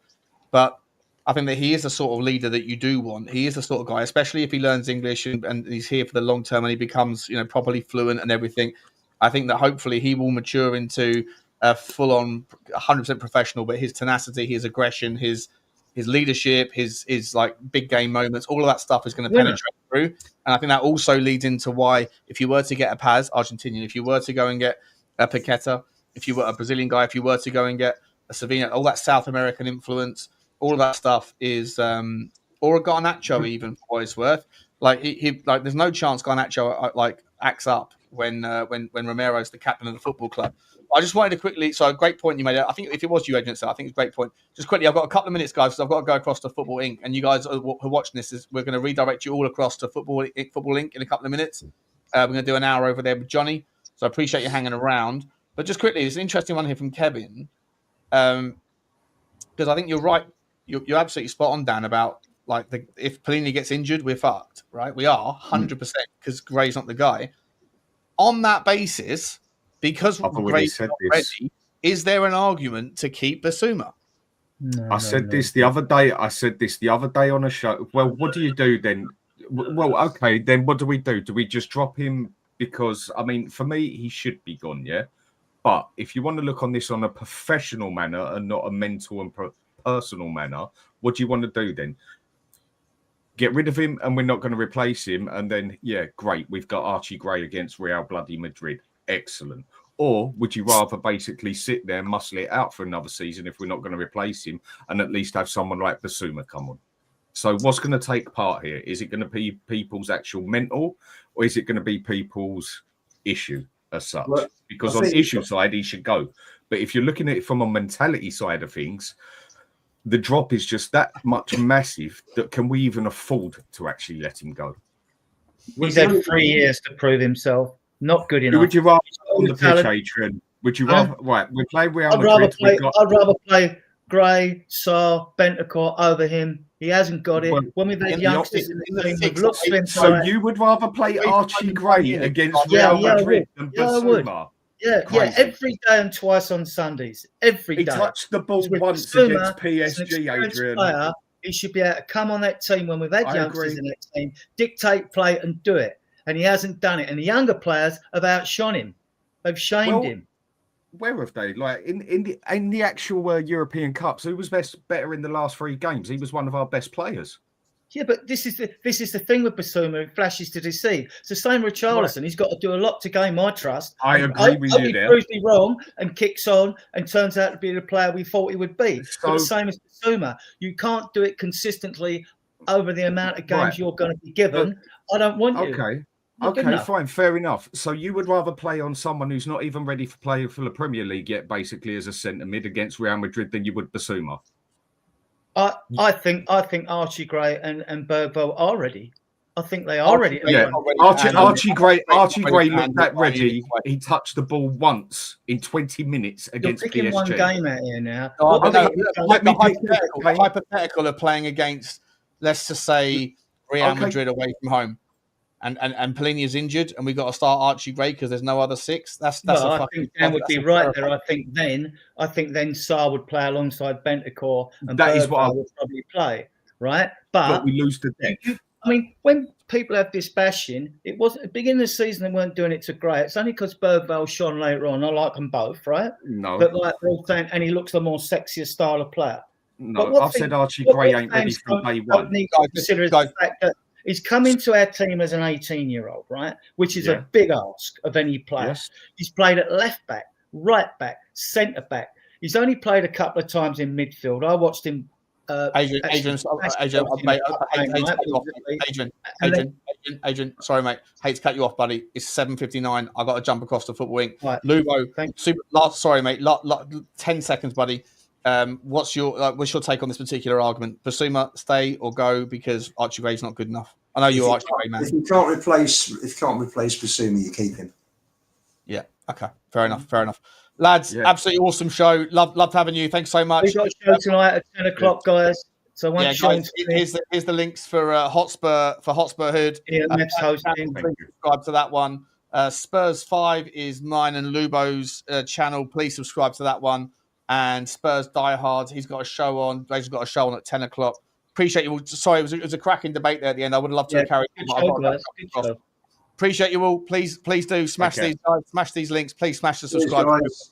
And I'll see you over there. And to stay where you are, guys. We're going straight across the football link. Appreciate you, Dan. Appreciate you, Adrian. Appreciate you, Lubo. Love you all. Take care. Bye, guys.